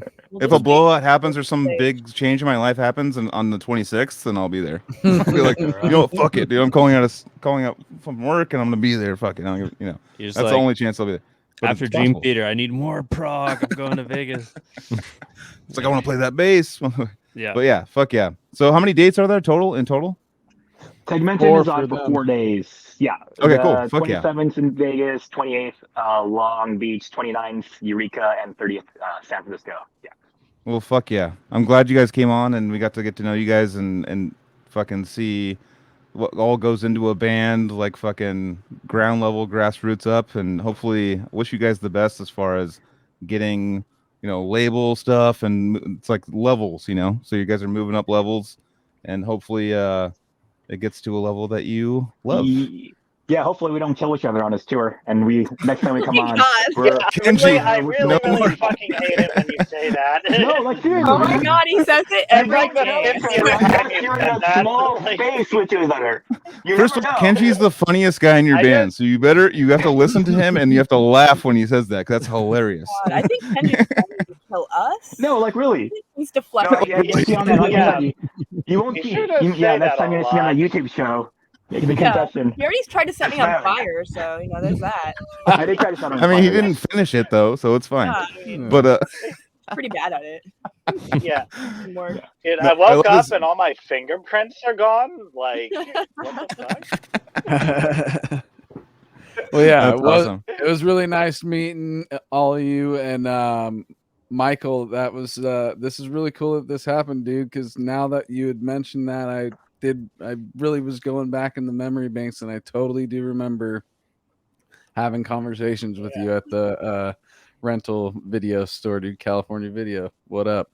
That's super cool, dude. And this is cool that like this brought us together again, dude. Here we are. And that's when you said Oceana, I was like, wait, what? There's got to be a different Oceana or the Pacifica guy here. Yeah. But seeing you without my glasses on virtually too took longer. But he's young. I gotta tell you, I've been looking forward to this for a similar reason. Yeah, I'm really glad. Oh yeah, connect with you super again cool, this way. I think I speak on behalf of the gang. We echo the same thoughts and the same feelings. We were really psyched to come on and hang with y'all. This has been a really good time. And thanks for giving us a platform. Totally, dude. Fuck yeah. Okay, that's what we're all about. Dudes, all about that. All right, we'll do the plugs real quick one more time, real fast. BattleForgeCoffee.com, CaliDeathPodcast.BigCartel.com, KCB forgot Generator Rehearsal Studios.com in the beginning, but you get that now. It's all right, the tour flyer. What else did we? Chicago Domination Fest. Plug you guys, the listeners. We love you, and next week we're gonna be just free flowing for Joel's birthday. I don't really know what we're gonna do. We're gonna come up. I'm gonna get random people to show up and get some heads. You said animosity. You said animosity in this podcast. Maybe try to get Leo or Frank on. That'd be cool. That would be sick, dude. Yeah. That's gonna be my so goal. Cool. Yeah, we might have some. That's funny. If you ever speak with Frank, tell him. So I know we're trying to end. Let me just do one quick story real quick. Long time ago, about 10 years ago, I was at a friend's house. And at the time, I was just like sweet picking because 10 years ago, everyone's sweet picking, right? So I was teaching myself how to sweet pick, and I'm just blasting it through my friend's house as a small amp. And we hear this knock on the door.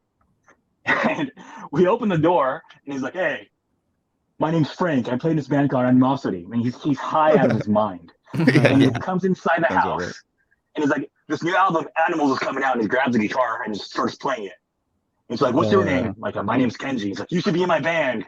Like, "Yeah, sure, that's cool." And we exchanged numbers, and I never heard from him again. Right. No, he hit me up about being in a band, like a stoner rock band, or a new death metal band. He hit me up. He's like, let's start a new death metal band. And like he was just drunk. Yeah. And the next morning he's like, "What?" Everybody has that story. What? He called it. But he's sober. He's sober though. He's sober now, and he's killing it. He was a gnarly alcoholic. So like he has a family now, and he's killing it now. And I know that he doesn't like. I've talked to him a couple times. He doesn't really like the glorification of his alcoholism because he was the gnarliest in all of music for a while. I think he was like the most gnarly partier I've ever ran into in my life, but he was completely out of his mind when he just walked in the house and it was a trip. He was next level, but he's turning around. Him and Dan Kenny were in the same band at the same time. Dan Kenny is nothing compared to Frank the Tank. No, I'm just saying, but then those two in this band together, they were raging. That would make for a short life. All right, enough airing out their shit. We want to have them on. They can talk about it when they come on.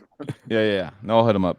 All right. Well, thanks everybody for tuning in, and go subscribe. Tell your friends. We love you. We love Tegmentum. We will see you guys next week. Rock on. Yeah.